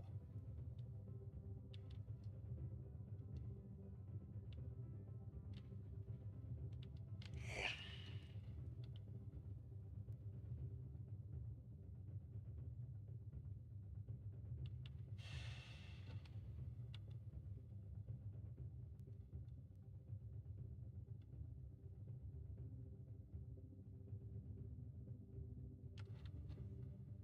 Do you have a way to check for updated?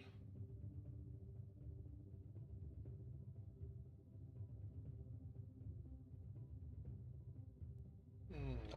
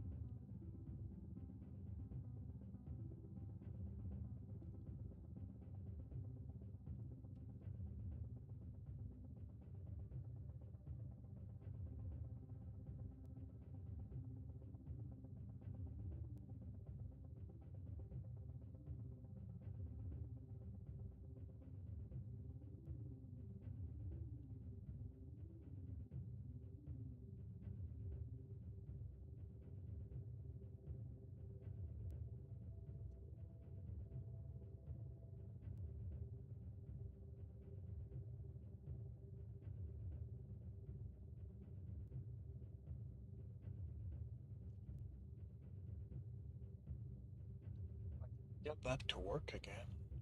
Take it.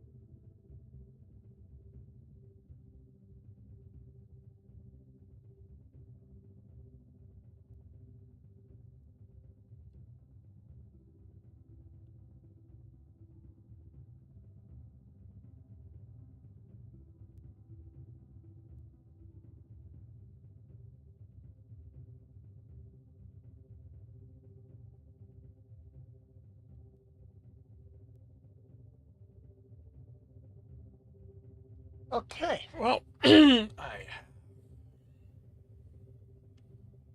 an alternative, it seems, or more like I figured out how to reactivate the old one.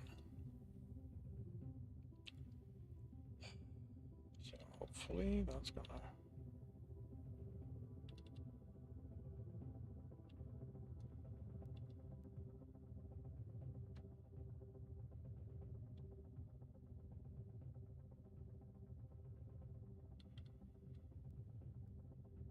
I mean, I don't want. I would really like to resolve this.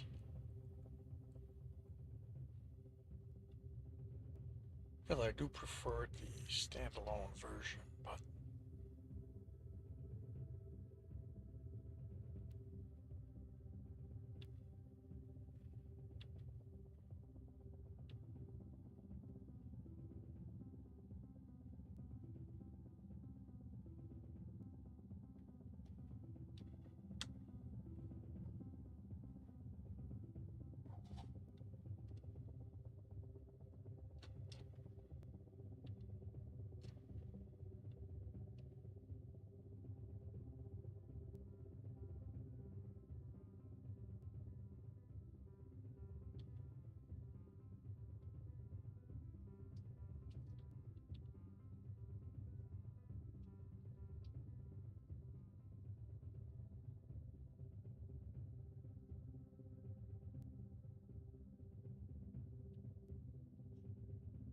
battle station, everyone. Battle station. We have 68 allies. We're going up against 74 enemies, and we are off. Raptors in first place. Wendrog is in second. Deccanizer's in third. Wendrog takes over first. JR kills most of the epics. Wendrog is in first place, and Raptors in second. Sigma is in third. And looks like we're about to kill the boss. There we go. We're done with that. Oh, I killed the boss. Interesting. And, yep, we're done. We've won.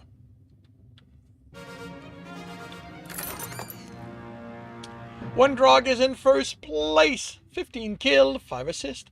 Raptor is in second place with 18 assists, and Sigma OS is in third, 15 assists. We've got fairies, and Deccanizer is in the battle. We've got flying rogues, we've got musketeers, we've got nobody claiming dough, so JR926 and Mope get muskets, Deccanizer got dusted, and Steve gets wings. And with that, I'm gonna bring the battling to an end for the day. Tomorrow we'll have a hard battle. Placement will start at 7:30 a.m. Eastern Time. So I hope to see you then. Really?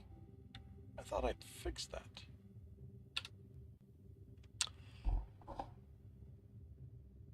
Oh, I didn't fix it here. Right. And yeah, the writing's not gonna happen, so I am going to bring the stream to an end with a raid to let's bring this properly. There we go. Man, I'm fumbling about.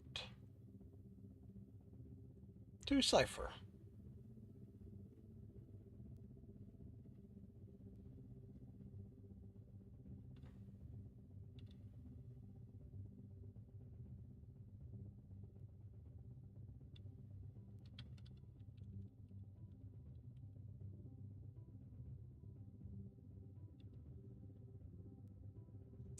Alrighty.